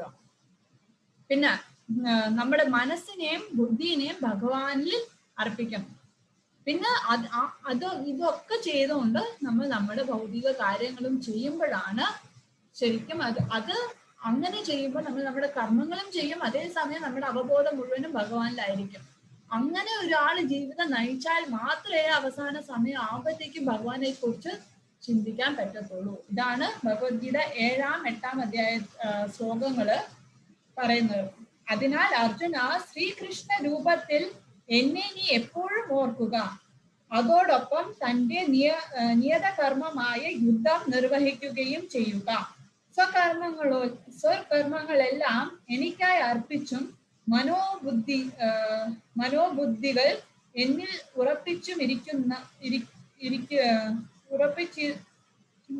ഉറപ്പിച്ചുമിരുന്നാൽ നീ എന്നെ പ്രാപിക്കുന്നതിൽ സംശയമില്ല. ഇതാണ് ഭഗവാൻ ഇവിടെ പറയുന്നത് 7-ാം 8-ാം ശ്ലോകങ്ങളിൽ. അപ്പൊ ഇതോടെ അർജുനന്റെ ഈ 8 ചോദ്യങ്ങളുടെ ഉത്തരം ഭഗവാൻ ഇവിടെ നൽകി കഴിഞ്ഞു. പിന്നെ അടുത്തത് യോഗമിശ്ര ഭക്തന്മാരുടെ അവസ്ഥ എന്തായിരിക്കും? അവരെങ്ങനെയാണ് ഭഗവാനെ കുറിച്ച് ചിന്തിക്കുക മരണവേളയിൽ? അപ്പൊ അതാണ് ഇവിടെ പറയുന്നത്. അദ്ദേഹത്തിന് കൃഷ്ണനെ കുറിച്ച് എങ്ങനെ ചിന്തിക്കാം? ഭഗവാൻ എല്ലാം അറിയുന്നവനാണെന്ന് മനസ്സിലാക്കണം. ആൻഡ് ഭഗവാനാണ് ഏറ്റവും പ്രായം എന്ന് പറയുമ്പോൾ ഹീസ് ദ ഓൾഡസ്റ്റ് എന്ന് പറഞ്ഞു കഴിഞ്ഞാൽ ഈ പ്രപഞ്ചം സൃഷ്ടിച്ച മൊത്തം ഭഗവാനാണ്. ആത്മീയ ലോകവും ഭൗതിക ലോകവും എല്ലാം സൃഷ്ടിച്ച ഭഗവാനാണ്. അപ്പൊ ഇത് ബ്രഹ്മസംഹിതയിൽ ഇത് പറയുന്നുണ്ട്. വേണും പുണന്തമരവിന്ദ ദലായതാക്ഷം ബർഹാവതാംശം അസിതാംബുജ സുന്ദരാംഗം കന്ദർപ്പ കോടി കമനീയ വിശേഷ ശോഭം ഗോവിന്ദമാദി പുരുഷം തമഹം ഭജാമി. ഭഗവാൻ ഏറ്റവും പ്രായം കൂടിയ ആളാണെങ്കിലും ഭഗവാന്റെ രൂപം എങ്ങനെയാണ്? നവയൗവനം എപ്പോഴും യൗവന രൂപത്തിലാണ്. നമ്മൾ ആരെയും ഭഗവാന്റെ ഏതെങ്കിലും ഫോട്ടോ ഒന്നും കണ്ടിട്ടില്ല, വയസ്സായി താടിയൊക്കെ വളർത്തിയ ഫോട്ടോ ഒന്നും നമ്മൾ കണ്ടിട്ടില്ല. ഭഗവാന്റെ രൂപം എപ്പോഴും യൗവന രൂപമായിരിക്കും. അപ്പൊ അതാണ് ഇവിടെ പറയുന്നത്. അപ്പൊ അങ്ങനെയുള്ള ഭഗവാനെ ആണ് നമ്മൾ ധ്യാനിക്കുന്നത്. ആ ഭഗവാൻ ആരാണ്? എല്ലാം നിയന്ത്രിക്കുന്നവനാണ്. ചെറുതിനേക്കാൾ ചെറുതും. ഇതാണ് പറയുന്നത്, ചെറുതിനേക്കാൾ ചെറുതും. ഇപ്പൊ മുമ്പ് പറഞ്ഞ പോലെ പരമാത്മാവ്, ഭഗവാൻ പരമാത്മാവായിട്ട് എല്ലാത്തിലും ഉണ്ട്.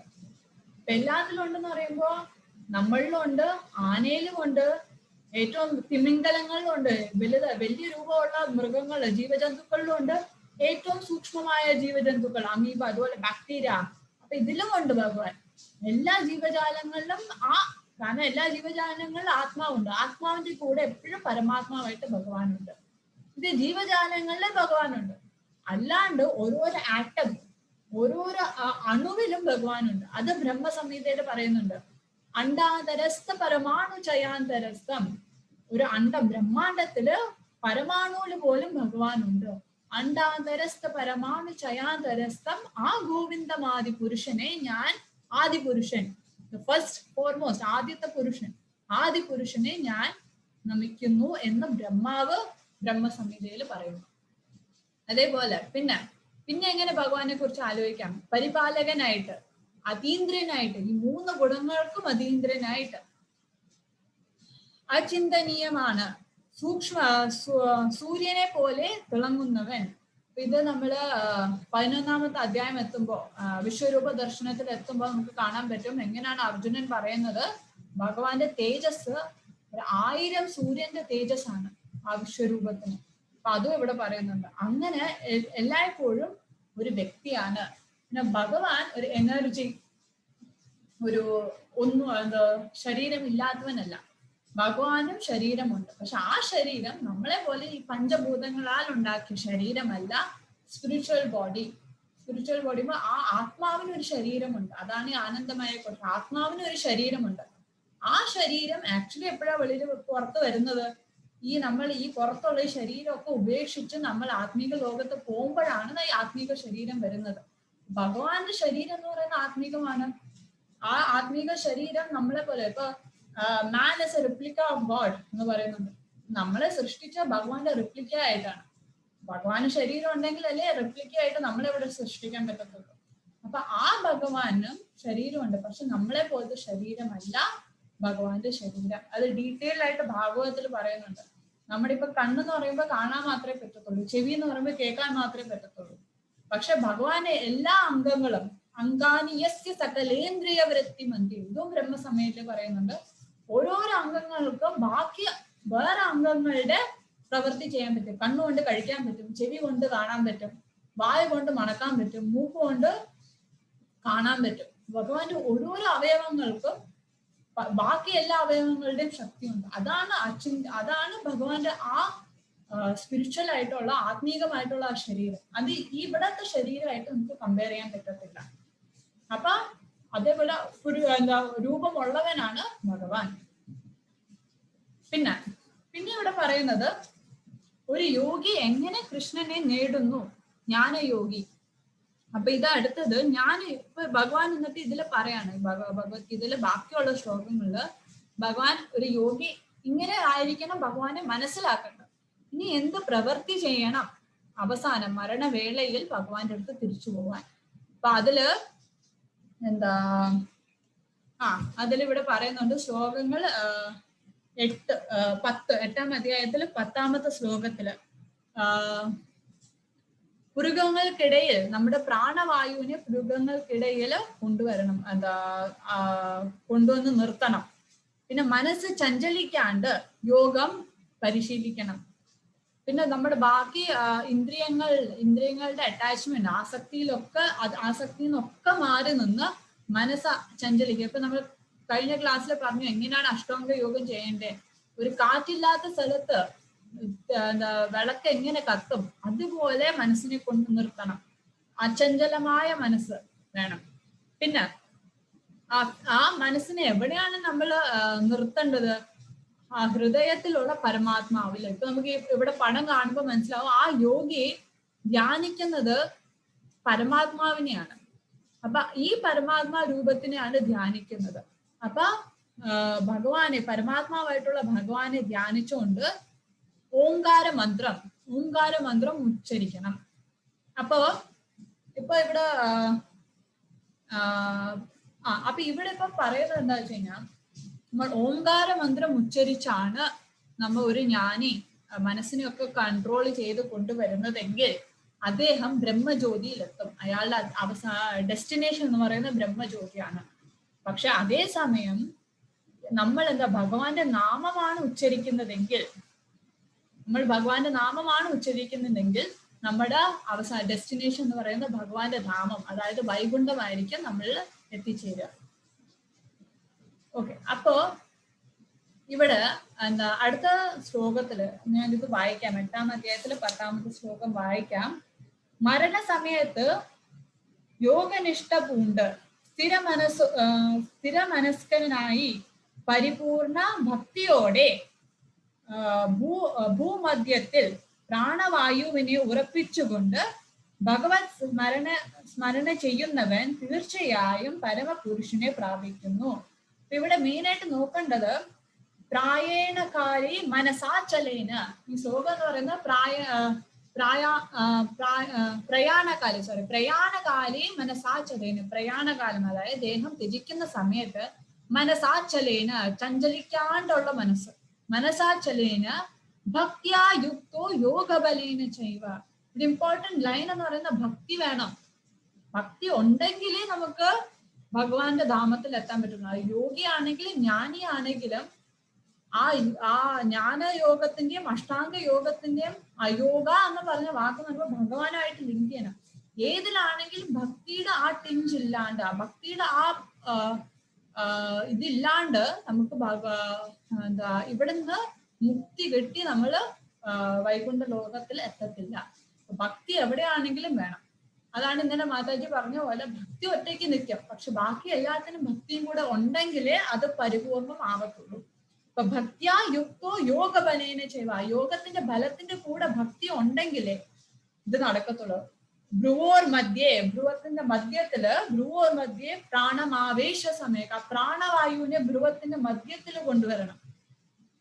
സതം പരം പുരുഷം ഉപൈതി ദിവ്യം, അങ്ങനെ നമ്മൾ തപസ് ചെയ്ത് ഈ ശരീരം വിടുകയാണെങ്കിൽ അപ്പൊ നമ്മൾ പരമപദം പ്രാപിക്കുന്നു. അപ്പൊ ഇതാണ് 8-ാം അധ്യായത്തിൽ 10-ാമത്തെ ശ്ലോകത്തിന്റെ അർത്ഥം. ഇനി നമ്മൾ നോക്കുമ്പോ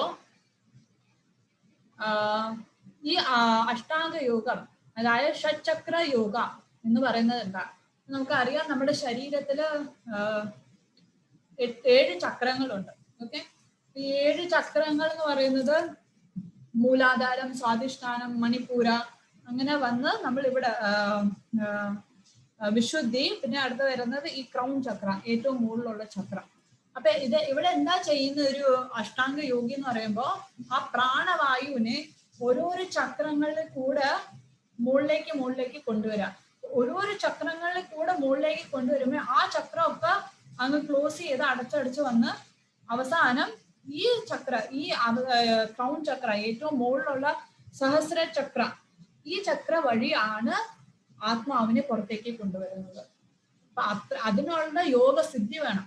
നമ്മൾ എങ്ങനെയാണ് പ്രാണവായുവിനെ ഇങ്ങനെയൊക്കെ, നമുക്ക് ശ്വാസം എടുക്കുന്നതും വിടുന്നതും മാത്രമേ നമുക്ക് അറിയത്തുള്ളൂ. ഈ പ്രാണവായു, 5 തരത്തിലുള്ള പ്രാണവായുവിനെ എങ്ങനെ കൺട്രോൾ ചെയ്യാൻ പറ്റും, ഇതൊക്കെ പഠിക്കണമെങ്കിൽ തന്നെ വർഷങ്ങളാണ്. പിന്നെ അത് പ്രാക്ടീസ് ചെയ്യണം. പ്രാക്ടീസ് ചെയ്ത് ഓരോരോ ചക്രങ്ങൾ അടച്ചടച്ച് വന്നിട്ട് അതിനുള്ള ഡിറ്റർമിനേഷൻ വേണം, അതിനുള്ള ക്ഷമ വേണം. ഇത്രയൊക്കെ ആയിട്ട് എന്നിട്ട് നമ്മൾ ഈ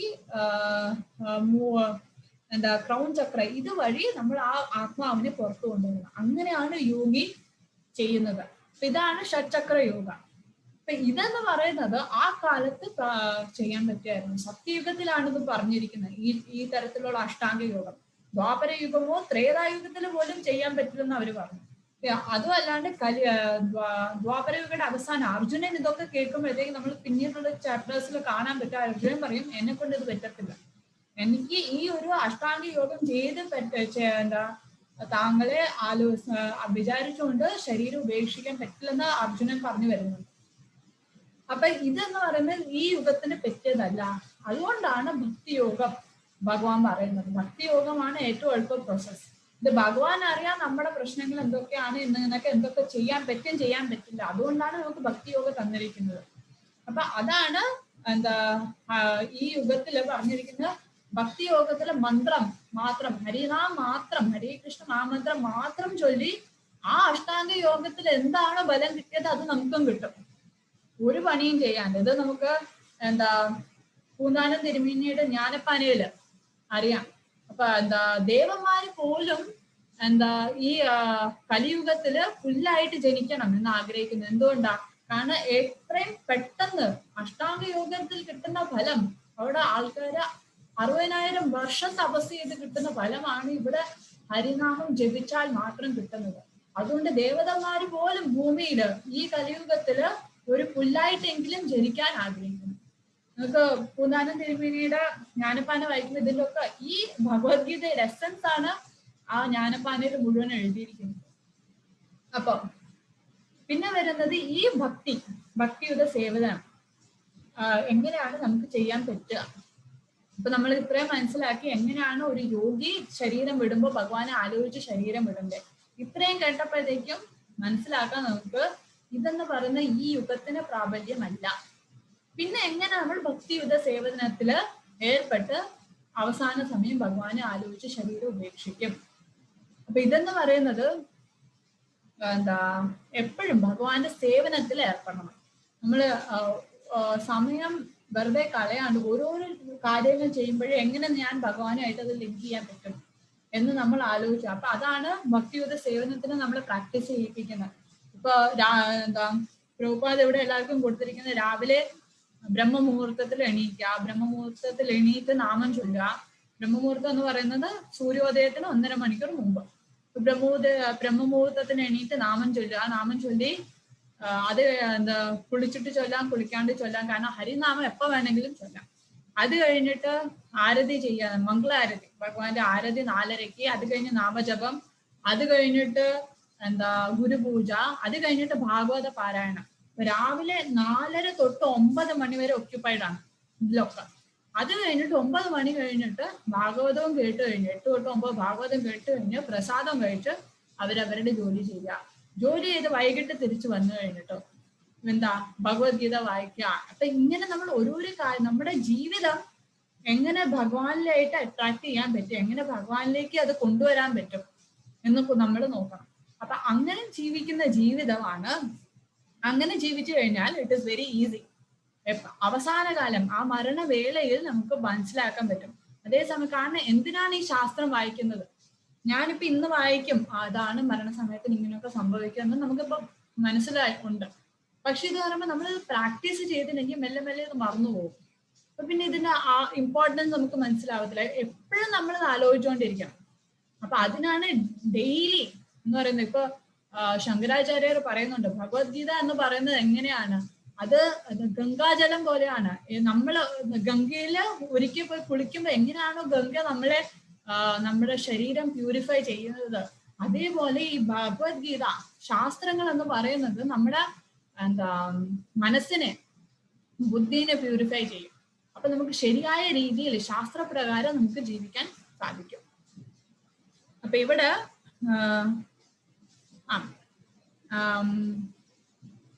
അപ്പൊ ഇങ്ങനെ നമ്മൾ ഭഗവാനുമായിട്ട് റിലേറ്റ് ചെയ്തിട്ട്, ഭഗവാനും ഭഗവാന്റെ ഭക്തനുമായിട്ട് ആ ഒരു സത്സംഗത്തിൽ നമ്മൾ ജീവിക്കുകയാണെങ്കിൽ നമുക്ക് നമ്മുടെ ജീവിത രീതി എപ്പോഴും എങ്ങനെയാണ് ഭഗവാനെ സ്മരിച്ചുകൊണ്ട് ജീവിക്കാൻ പറ്റും എന്ന് നമുക്ക് മനസ്സിലാക്കാം. ഇപ്പൊ അടുത്ത ശ്ലോകം, ഇതിലിപ്പോ 8-ലെ 14-ാമത്തെ ശ്ലോകം. അല്ലയോ പാർത്ഥ, നിരന്തരമായി ഭക്തിയുത സേവനം മൂലം സ്ഥിരചിത്തതയോടെ എന്നെ എപ്പോഴും സ്മരിക്കുന്ന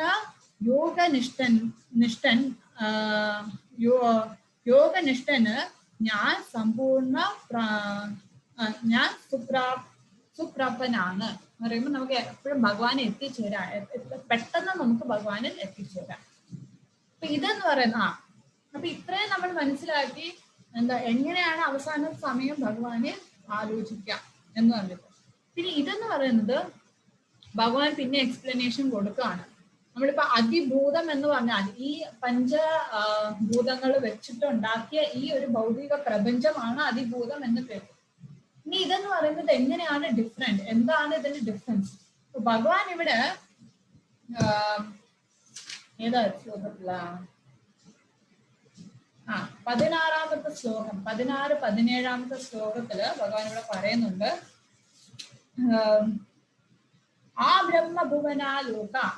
ഞാൻ എന്തിനാണ് ഇപ്പൊ ഇതൊക്കെ ചെയ്ത്, എന്തുകൊണ്ട് ആത്മീക ഗ്രഹങ്ങൾ മാത്രം നാം എന്തിന് ആഗ്രഹിക്കുന്നു? ഞാൻ എന്തിനാ ആത്മീയ ഗ്രഹത്തില്, അതായത് വൈകുണ്ഠ ഗ്രഹത്തിൽ, വൈകുണ്ഠ ലോകത്ത് എന്തിനാ ഞാൻ പോകുന്നത്? എനിക്ക് ബ്രഹ്മത്തിൽ നിന്നാ പോരെ, വൈകുണ്ഠ ഗ്രഹത്തിലേക്ക് എന്തിനാ പോകുന്നത്? അല്ലെങ്കിൽ എനിക്ക് സ്വർഗലോകത്തിൽ പോയാൽ പോരെ?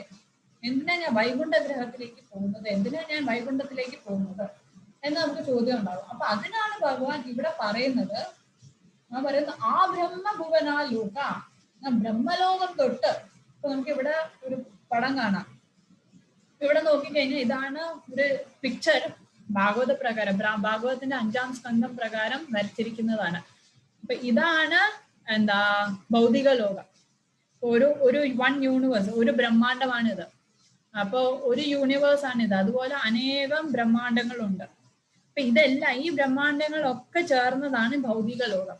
ഈ ഭൗതിക ലോകത്തിന് മുകളിലാണ് ഈ ബ്രഹ്മജ്യോതി വരുന്നത്. ഈ ബ്രഹ്മജ്യോതിക്ക് മുകളിലാണ് കൈലാസം, അതിന്റെ മുകളിലാണ് വൈകുണ്ഠ ലോകം, എല്ലാ വൈകുണ്ഠ ലോകങ്ങളും.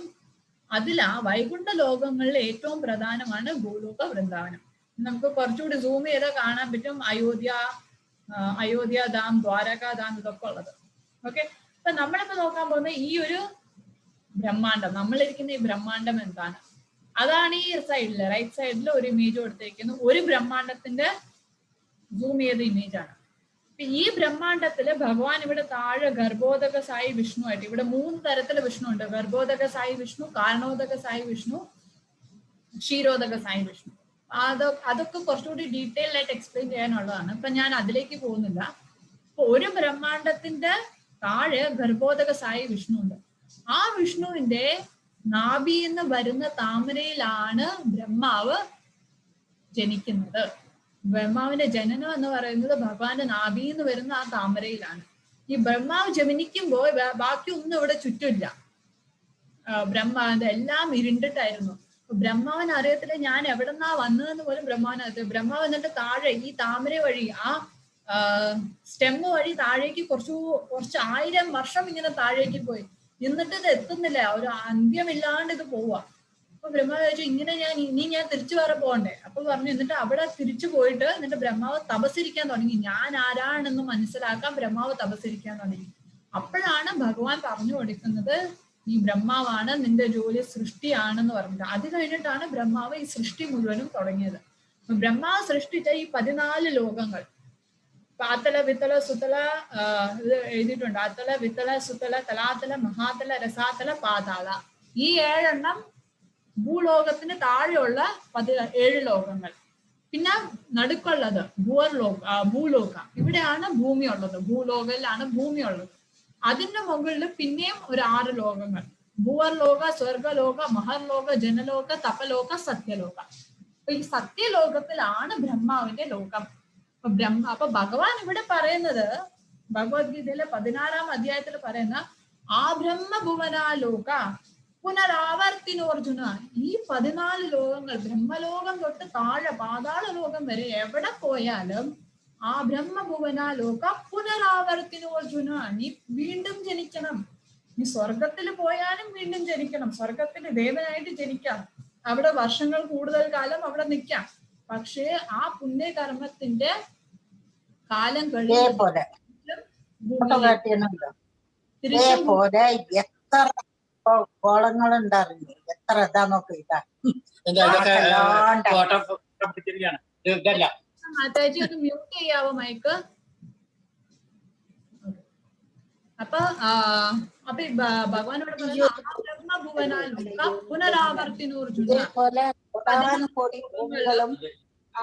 വന്നു കഴിഞ്ഞാലും നമ്മൾ വീണ്ടും വീണ്ടും നമ്മൾ ജന്മം എടുക്കണം.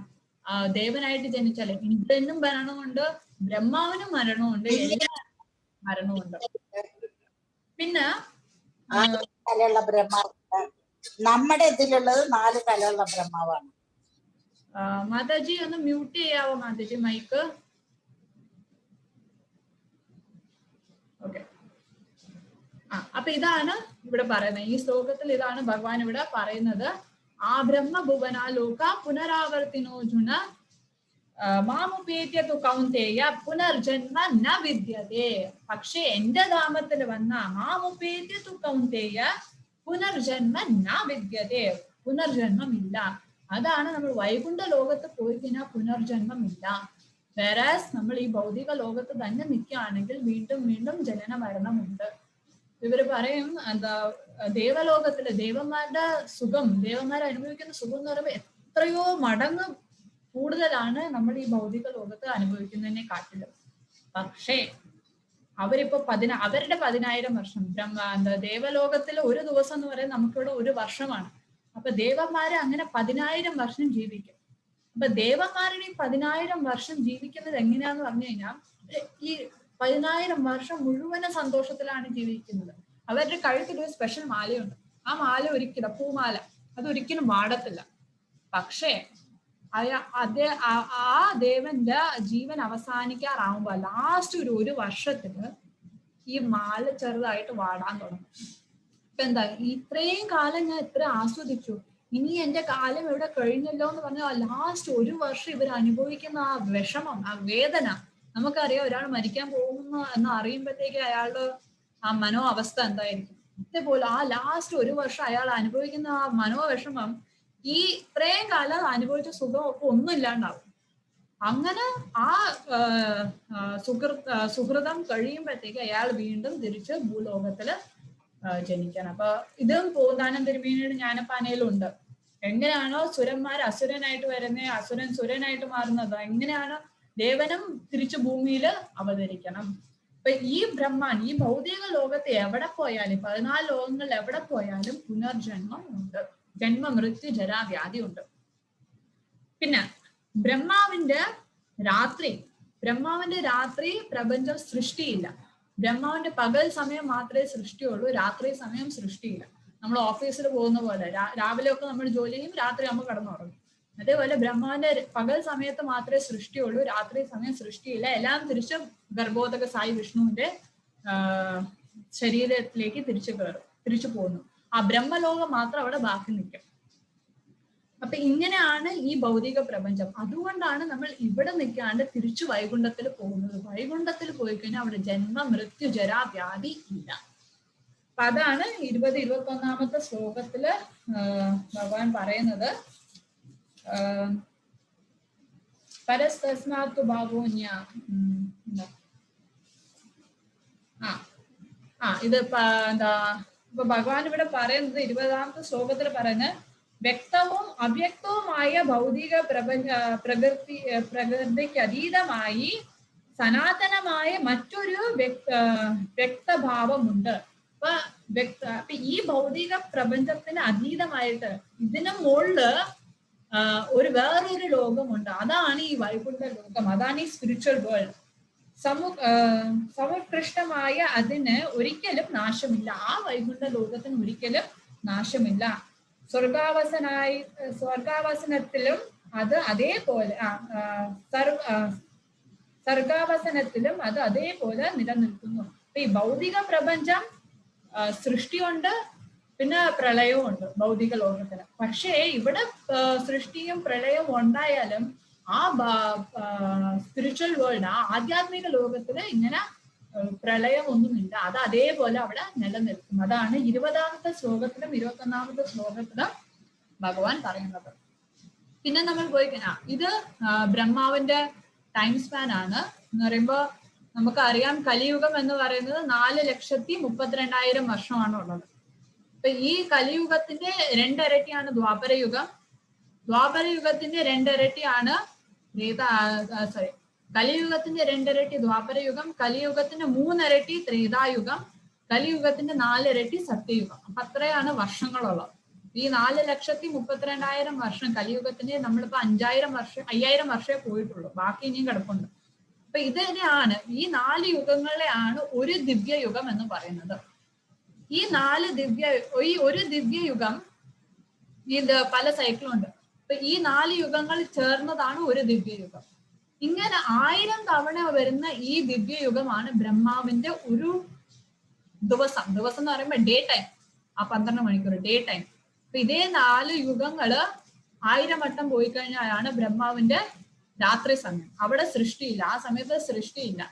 അപ്പൊ ഇങ്ങനെയാണ്. അപ്പൊ നമുക്ക് ഇവിടെ കാണാൻ പറ്റും എത്രയാണ് ബ്രഹ്മാവിന്റെ ഒരു ഡേ എന്ന് പറയുന്നത്, ഒരു കൽപ്പം എന്നാ പറയുന്നത്. അപ്പൊ 4.32 ബില്യൺ ഇയേഴ്സ്. അപ്പൊ ഇതേ 4.32 ബില്യൺ ഇയേഴ്സ് ആണ് രാത്രി. അങ്ങനെ ബ്രഹ്മാവിന്റെ ഡേ എന്ന് പറയുന്നതാണ് ഇത്രയും സമയം. ഇങ്ങനെ ബ്രഹ്മാവിന്റെ 100 വർഷം ജീവിക്കും. അത് കഴിഞ്ഞ് ബ്രഹ്മാവിന് നാശമുണ്ട്, ബ്രഹ്മാവ് നശിച്ചുപോയി. ഇപ്പൊ ജസ്റ്റ് ഒരു എക്സാമ്പിൾ ആണ്. അപ്പൊ ഭഗവാൻ ഈ ഡീറ്റെയിൽസ് ഒക്കെ ഭഗവത്ഗീതയില് ഭഗവാൻ പറയുന്നുണ്ട്. അപ്പൊ അതുകൊണ്ട് എവിടെയാണെങ്കിലും ഭൗതിക ലോകത്ത് എവിടെയാണെങ്കിലും നാശമുണ്ട്. അതുകൊണ്ടാണ് ഭഗവാൻ പറയുന്നത്, നീ ഇവിടെ ഇരിക്കാണ്ട് തിരിച്ചെന്റെ ധാമത്തിലേക്ക് വാ. അതുകൊണ്ടാണ് ഇന്നലെ മാതാജി പറഞ്ഞ പോലെ ആരാണോ, കാരണം ദേവതമാർക്കും നാശമുണ്ട്, ദേവതമാരെ തരുന്ന വരങ്ങൾക്കും നാശമുണ്ട്. അപ്പൊ അതുകൊണ്ടാണ് ഇന്നലെ മാതാജി പറഞ്ഞ പോലെ മൂഢനാണ് ദേവതമാരെ പ്രാർത്ഥിക്കുക എന്ന് പറയുന്നതിന് കാരണം നാശമുള്ളതിന് തന്നെ നമ്മളിപ്പോ ഇങ്ങനെ തന്നെ പിന്നെയും ജന്മ മൃത്യു ജരാവ്യാധി ഈ സൈക്കിൾ ഇങ്ങനെ പോകുന്നതിനെ കാട്ടി ഭേദം ബുദ്ധിയുള്ള മനുഷ്യൻ എന്ത് ചെയ്യും, ഇതിനൊക്കെ നിർത്തിയിട്ട് ഞാൻ എങ്ങനെ ഇതിന്ന് എങ്ങനെ രക്ഷപ്പെടും എന്നാണ് ആലോചിക്കുക. ഫോർ എക്സാമ്പിൾ നമുക്കൊരു ഫ്രണ്ട് ഉണ്ട്, ഭയങ്കര ധനികനായ ഫ്രണ്ട്, മൾട്ടി മില്യണർ. അപ്പൊ എനിക്കിപ്പോ കാശൊന്നും എന്റെ കയ്യിലില്ല. അപ്പൊ ഞാൻ എന്ത് ചെയ്യും, ഞാൻ എന്റെ ഫ്രണ്ടിന്റെ അടുത്ത് പോയി സഹായം ചോദിച്ചാൽ എന്റെ ഫ്രണ്ട് എന്തായാലും ചെയ്തുതരും, സുഹൃത്ത് എന്തായാലും ചെയ്തു തരും. അപ്പൊ ഞാൻ പോയി എന്റെ മൾട്ടി മില്യണർ ആയിട്ടുള്ള എന്റെ ഫ്രണ്ടിന്റെ അടുത്ത് ഒരു 1,00,000 രൂപയോ 10 ലക്ഷം രൂപയോ താന്ന് പറഞ്ഞു കഴിഞ്ഞാൽ അവനത് ഒന്നുമല്ല എടുത്തു തരും. പക്ഷേ ഞാൻ എന്റെ സുഹൃത്തിന്റെ അടുത്ത് പോയിട്ട് ഇത് കേൾക്കുന്നതിന് പകരം ഞാൻ എന്താ ചെയ്യുന്നേ, എനിക്ക് ഒരു പിടി ചാരം തരാവോ നിന്റെ വീട്ടിൽ നിന്ന് ചോദിച്ചു കഴിഞ്ഞാൽ എന്തൊരു വീട്ടിൽ തന്നെ ആയിരിക്കും അത്. അപ്പൊ അതേപോലെ നമ്മൾ ഭഗവാന് നമ്മൾക്ക് ഏറ്റവും അൾട്ടിമേറ്റ് ആയിട്ടുള്ള ഭഗവാന്റെ സേവനത്തിൽ ഏർപ്പെടാൻ വൈകുണ്ഠത്തിൽ പോയി. അത് ചോദിക്കുന്നതിന് പകരം നമ്മൾ എന്താ ചെയ്യുന്നത്, ഇവിടെ നമ്മൾ ഒരു ചെറിയ ചെറിയ പ്രശ്നങ്ങൾ തീർക്കാൻ വേണ്ടിയിട്ട് നമുക്ക് നോക്കാം. അപ്പൊ അതുകൊണ്ടാണ് അപ്പൊ നമ്മൾ മെയിൻ ആയിട്ട് നോക്കേണ്ടത് ഇവിടുന്ന് എങ്ങനെ രക്ഷപ്പെട്ട് ഇവിടുത്തെ ഈ പണി, ഈ ജന്മമൃത്യു ജരാവ്യാധി, ഈ സൈക്കിളിൽ നിന്ന് എങ്ങനെ പുറത്തേക്ക് കിടക്കാം എന്നാണ് ഭഗവാൻ ഇവിടെ പറഞ്ഞു തരുന്നത്. പിന്നെ വരുന്നത് 25-ാം, ഈ ലാസ്റ്റ് പാർട്ടിലേക്ക് വരുന്നത്. അപ്പൊ എങ്ങനെയാണ് ഒരു യോഗി ഈ ശരീരം വിട്ടു പോകുന്നത്? അപ്പൊ ഇവിടെ എക്സാമ്പിൾ കൊടുത്തിട്ടുണ്ട്. എത്രാമത്തെ ശ്ലോകം? 25-ാമത്തെ ശ്ലോകം. ധൂമോ രാത്രിസ്തദാ കൃഷ്ണ സന്മാസ ദക്ഷിണായനം തത്ര ചാന്ദ്രമസാം യോഗി പ്രാപ്യ നിവർത്തതേ. 25-ാമത്തെ ശ്ലോകത്തില് ഭഗവാൻ ഇവിടെ പറയുന്നുണ്ട്, 24-ഉം 25-ലും 24-25.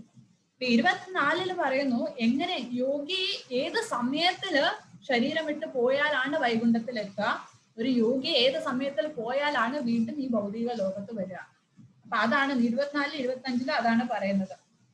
അപ്പൊ 24 പറയുന്നത് അഗ്നിയുടെയോ ജ്യോതിസിന്റെയോ സാന്നിധ്യത്തിലോ പകലുള്ള ശുഭമുഹൂർത്തത്തിലോ ശുക്ലപക്ഷത്തിലോ ഉത്തരായണത്തിലോ ഇഹലോകം വിടുന്ന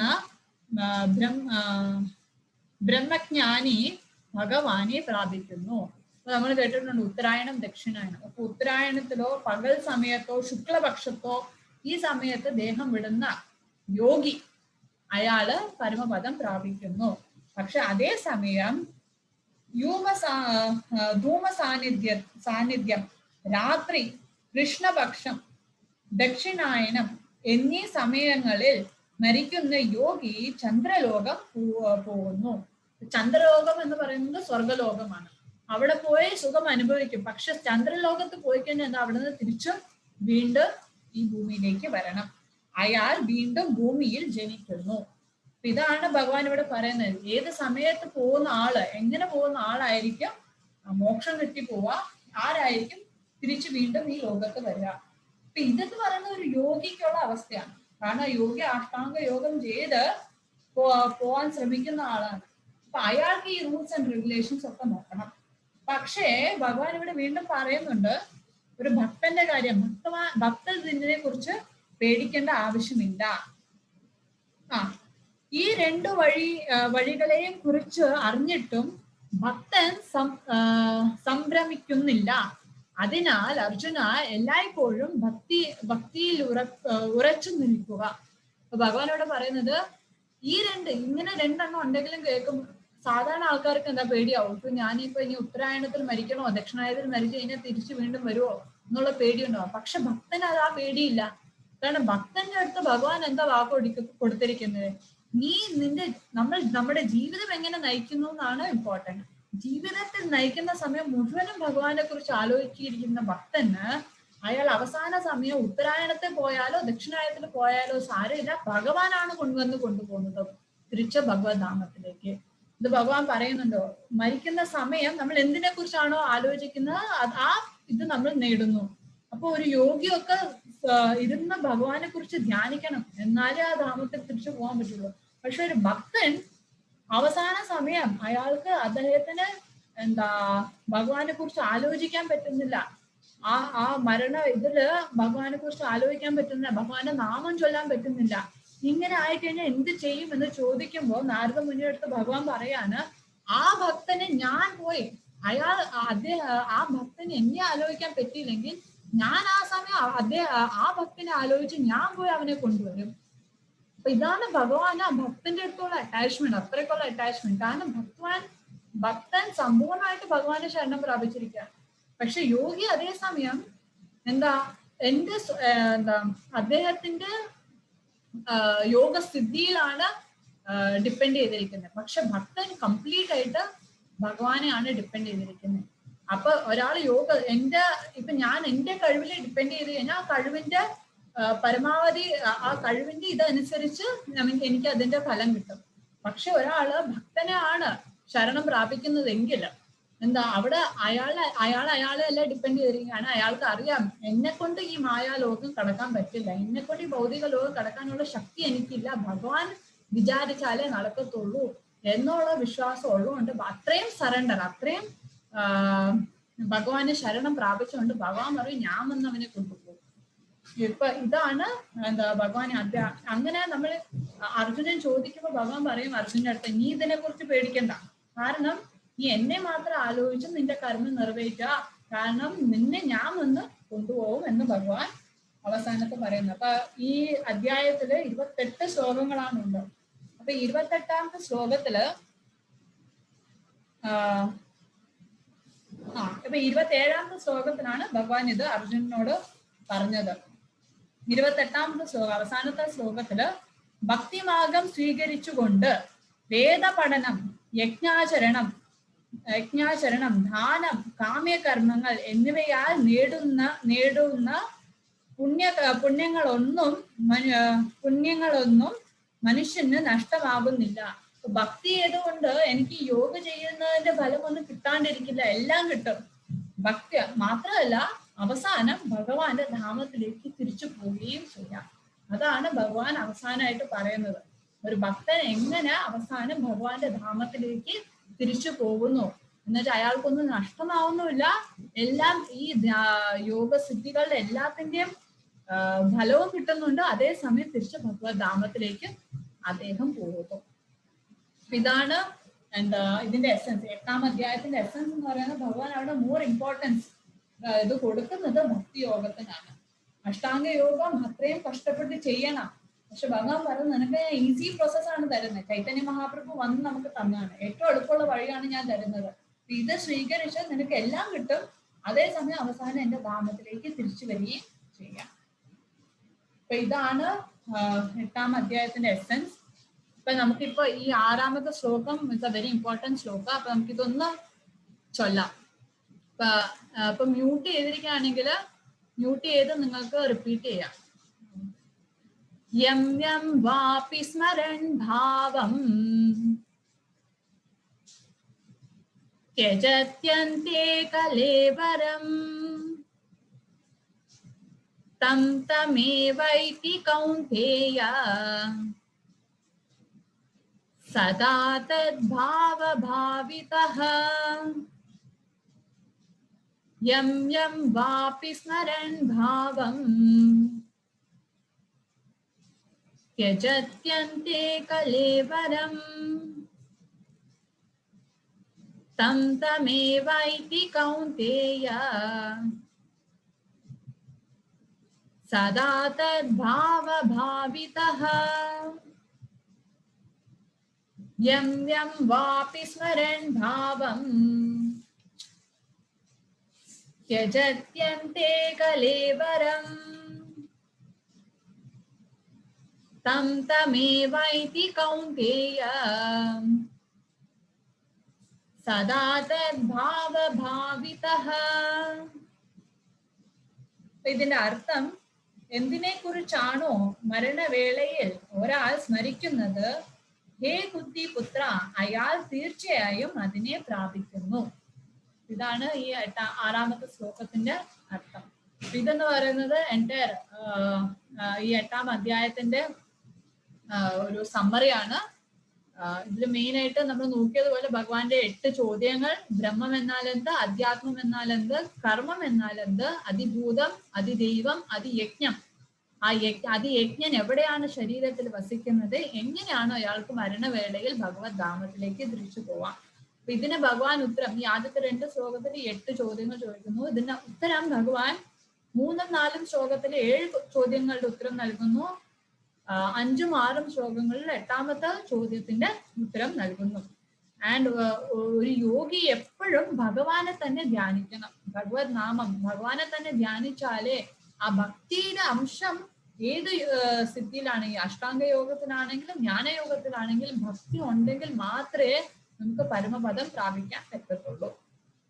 പിന്നെ ഭഗവാൻ ഈ ഭൗതിക ലോകവും ആധ്യാത്മിക ലോകവും തമ്മിലുള്ള വ്യത്യാസം പറയുന്നു. എന്തിനാണ് ആധ്യാത്മിക ലോകത്തെ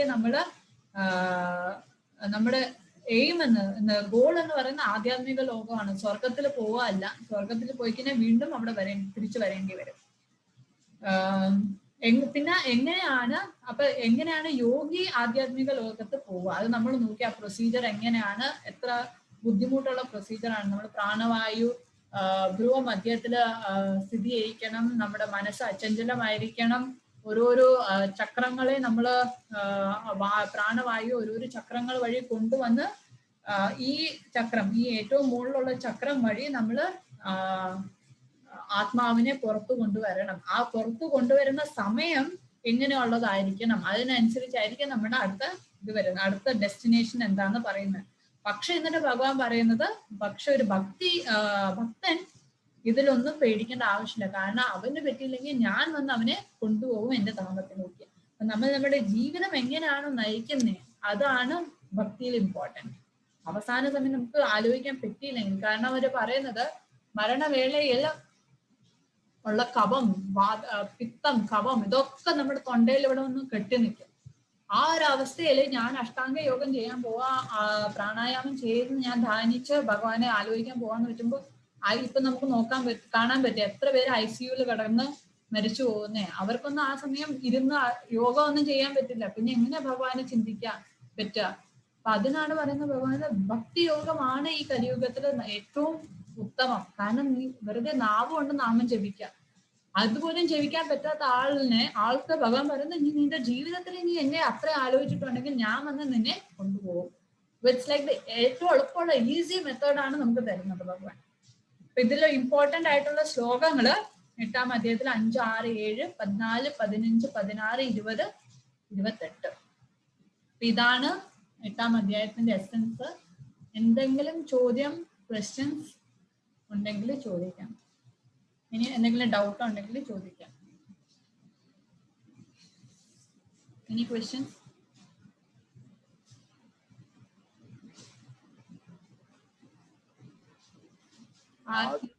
ഹരേ കൃഷ്ണ. ആദിഭൂതത്തിനെ കുറിച്ചൊന്ന് പറയാൻ പറ്റും? എന്താ പ്രഭു, കേട്ടില്ല. ആദിഭൂതത്തിനെ കുറിച്ചൊന്ന് പറയാൻ പറ്റും? ആദിഭൂതം, ഓക്കെ. ഈ ഭൗതിക പ്രപഞ്ചമാണോ പ്രഭു ഉദ്ദേശിക്കുന്നേ? അതെ. അപ്പൊ ഭൗതിക പ്രപഞ്ചം എന്ന് പറയുന്നത് ഞാനിവിടെ കാണിച്ച പോലെ ഇതില് നമ്മള് അത് കുറച്ചുകൂടി ഡീറ്റെയിൽ ആയിട്ട് പോകണം ഇതില്. കാരണം ഓരോരോ ബ്രഹ്മാണ്ടം ഉണ്ട്. ആ ബ്രഹ്മാണ്ടം എവിടെന്നാ വരുന്നേ? ആ ബ്രഹ്മാണ്ടം വിരജ നദിയിലാണ് ഈ ബ്രഹ്മാണ്ടം കിടക്കുന്നത്. കാരണ നദിയിലാണ് ഈ ബ്രഹ്മാണ്ടം കിടക്കുന്നത്. അപ്പൊ ഇത് നമ്മൾ നോക്കിക്കഴിഞ്ഞാൽ 3 തരത്തില് വിഷ്ണു ഉണ്ട് ഞാൻ പറഞ്ഞു. കാരണോദക സായി വിഷ്ണു, ഗർഭോദക സായി വിഷ്ണു, ക്ഷീരോദക സായി വിഷ്ണു. ഇപ്പൊ കാരണോദക സായി വിഷ്ണു ആണ് ഇവിടെ കിടക്കുന്നത്. ഇപ്പൊ ഈ ഇവിടെ കിടക്കുന്ന ഈ കാരണ ഓഷൻ, ഇവിടെ നമ്മൾ കാണുന്നുണ്ട് കാരണ ഓഷൻ. ഈ കാരണ ഓഷനിൽ കിടക്കുന്നതാണ് കാരണോദക സായി വിഷ്ണു. ഈ വിഷ്ണുവിന്റെ രോമകൂപത്തുനിന്ന് ആണ് ഓരോരോ ബ്രഹ്മാണ്ടങ്ങൾ വരുന്നത്. ഈ വിഷ്ണുവിന്റെ ഓരോരോ രോമകൂപങ്ങളിലാണ് ഓരോരോ ബ്രഹ്മാണ്ടങ്ങൾ വരുന്നത്. ഈ ബ്രഹ്മാണ്ടങ്ങളൊക്കെ വന്ന് പിന്നെ ഭഗവാൻ പിന്നെയും എക്സ്പാൻഡ് ആയി ഗർഭോദക സായി വിഷ്ണു ആയിട്ട് ഓരോരോ ബ്രഹ്മാണ്ടത്തിന്റെ അകത്തും കയറും. ഓരോരോ ബ്രഹ്മാണ്ടത്തിന്റെ അകത്തും ഗർഭോദക സായി വിഷ്ണു ആയിട്ട് കയറുന്നുണ്ട്. അവിടെ ആ വിഷ്ണുവിന്റെ നാഭിയിൽ നിന്ന് വരുന്നതാണ് ബ്രഹ്മാവ്. ബ്രഹ്മാവ് എന്നിട്ട് ഈ 14 ലോകങ്ങൾ സൃഷ്ടിക്കുന്നു. അതിലുള്ള ജീവജാലങ്ങൾ എല്ലാരും സൃഷ്ടിക്കുന്നു. പിന്നെ ഇങ്ങനെ ജീവജാലങ്ങളെ സൃഷ്ടിച്ചു കഴിഞ്ഞിട്ട് ഓരോരോ ജീവജാലത്തിന്റെ കൂടെയും പരമാത്മാവായിട്ട് ഭഗവാൻ പോകുന്നുണ്ട്. ആ ഭഗവാനെയാണ് ക്ഷീരോദക സായി വിഷ്ണു എന്ന് പറയുന്നത്. നമ്മുടെ ഓരോരോ ജീവന്റെ കൂടെയും പോകുന്ന പരമാത്മാവിനെയാണ് ക്ഷീരോദക സായി വിഷ്ണു എന്ന് പറയുന്നത്. ആ ക്ഷീരോദക സായി വിഷ്ണു ഓരോരോ ജീവാത്മാവിന്റെ കൂടെ പരമാത്മാവായിട്ടും ഉണ്ട്, ഓരോരോ അണുവിലും പരമാത്മാവായിട്ടുണ്ട്. അപ്പൊ ഇപ്പൊ നോക്കിക്കഴിയുമ്പോ മുഴുവനായിട്ട് എല്ലാം ഭഗവാനാണ്. അപ്പൊ ഇതാണ്. അപ്പൊ ഇതില് കുറച്ചുകൂടി ഡീറ്റെയിൽസ് ഉണ്ട്, ഒരുപാട് ഡീറ്റെയിൽസ് ഉണ്ട്. ഇപ്പൊ നോക്കിക്കഴിഞ്ഞാൽ ഓരോരോ ബ്രഹ്മാണ്ടത്തിലും 8 തരത്തിലുള്ള കവറിംഗ് ഉണ്ട്. ജലം, ഭൂമി, ജലം, അഗ്നി, വായു, ആകാശം, മനസ്സ്, ബുദ്ധി, നിത്യഹങ്കാരം. ഈ 7 ലെയേഴ്സ് ആണുള്ളത്. നമുക്ക് ഭാഗവതത്തിൽ പോയി കഴിഞ്ഞാൽ ഈ ബ്രഹ്മാണ്ടത്തിന്റെ സൈസ് എത്ര കിലോമീറ്റർ ആണ്, എത്ര യോജന, ആ കാലത്തിൽ യോജനയായിട്ടാണ് കണക്കാക്കുന്നത്. അപ്പൊ എത്ര യോജനയാണ് ഒരു ബ്രഹ്മാണ്ടത്തിന്റെ സൈസ്. പിന്നെ ഓരോരോ ബ്രഹ്മാണ്ടത്തിനും ഒരു ബ്രഹ്മാവ് ഉണ്ടാവും, ക്രിയേറ്റർ ബ്രഹ്മാവ് ഉണ്ടാവും. അതേപോലെ ആ ബ്രഹ്മാവ് എന്ന് പറയുമ്പോൾ നമ്മുടെ ബ്രഹ്മാവിന് 4 തല, ആക്ച്വലി 5 തലയായിരുന്നു, ഒരു തല വെട്ടിയതാ. 4 തലയാണ് ഉള്ളത് നമ്മുടെ ബ്രഹ്മാവിന്. ഓരോരോ ബ്രഹ്മാണ്ടത്തിന്റെ കോംപ്ലക്സിറ്റി അനുസരിച്ച് ബ്രഹ്മാവിന്റെ തലയുടെ എണ്ണം കൂടും. 5 തലയുള്ള ബ്രഹ്മാവുണ്ട്, 100 തലയുള്ള ബ്രഹ്മാവുണ്ട്, 1000 തലയുള്ള ബ്രഹ്മാവുണ്ട്, 1,00,000 തലയുള്ള ബ്രഹ്മാവുണ്ട്. ആ ബ്രഹ്മാണ്ടത്തിന്റെ കോംപ്ലക്സിറ്റി അനുസരിച്ച് ബ്രഹ്മാവിന്റെ തലയുടെ എണ്ണം കൂടും. അപ്പൊ നമ്മൾക്ക് ഇത് അറിയാം, ഭഗവാന്റെ ഒരു ലീലയില്, കൃഷ്ണലീലയില് എങ്ങനെയാണ് ബ്രഹ്മാവ് വന്ന് ഗോപന്മാരെയും പശുക്കളെയും ഒക്കെ കൊണ്ടുപോകുന്നത്. എന്നിട്ട് ഭഗവാൻ തന്നെ 1 വർഷത്തേക്ക് അവരെ മാറ്റി നിർത്തി. എന്നിട്ട് ഭഗവാൻ തന്നെ ഗോപന്മാരും പശുക്കളുമായിട്ട് അവരുടെ രൂപം എടുത്തു. എന്നിട്ട് ബ്രഹ്മാവ് തിരിച്ചു വന്ന് നോക്കുമ്പോ എല്ലാരും അവിടെ തന്നെ ഉണ്ട്. അപ്പൊ ബ്രഹ്മാവിന് സംശയമായി, നീ ഇതെങ്ങനെ ഇത് സാധിച്ചു എന്ന് പറഞ്ഞിട്ട്.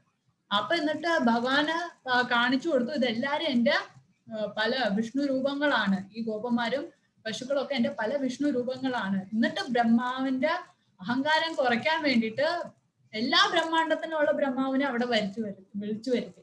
എന്ന് പറഞ്ഞു, നീ മാത്രമല്ല ബ്രഹ്മാവ്, പല ബ്രഹ്മാക്കളുണ്ട്. നീ ഈ ബ്രഹ്മാണ്ടത്തിന് മാത്രമേ ബ്രഹ്മാവായിട്ടുള്ളൂ, പക്ഷെ ഇവിടുത്തെ പോലെ പല ബ്രഹ്മാണ്ടങ്ങളും നോക്കി നടത്തുന്നത് ഞാനാണെന്ന് പറയുന്നുണ്ട്. അപ്പൊ ഇതിൽ ഒരുപാട് ഡീറ്റെയിൽസ് ഉണ്ട്. എങ്ങനെയാണ് അഗ്നിന്ന് ആദ്യം വരുന്ന മിഥ്യ അഹങ്കാരം, അതിന്ന് ബുദ്ധി, അതിന്ന് മനസ്സ്, പിന്നെ അതിന്ന് ആകാശം വരും, ആകാശത്തുനിന്ന് വായു വരും, വായുന്ന് അഗ്നി, അങ്ങനെ അവസാനം ഭൂമി വരും. ഇങ്ങനെ ഈ 8 എണ്ണം ഉണ്ടായി കഴിയുമ്പോൾ, ഈ മഹത്തത്വം ഉണ്ടായി കഴിയുമ്പോഴാണ് ബ്രഹ്മാവ് പിന്നെ വീണ്ടും ഓരോരോ ജീവജന്തുക്കളായിട്ട് ഉണ്ടാക്കുന്നത്. 5-ാം ഭാഗവതത്തിൽ 5-ാം സ്കന്ധത്തിൽ ഇതിനെ കുറിച്ച് ഡീറ്റെയിൽ ആയിട്ട് പറയുന്നു.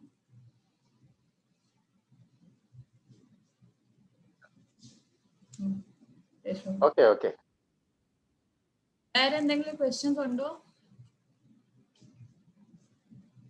എന്തെങ്കിലും doubts, questions? Okay, will wind up here. നമുക്ക് അവസാനമായിട്ട് ഇത്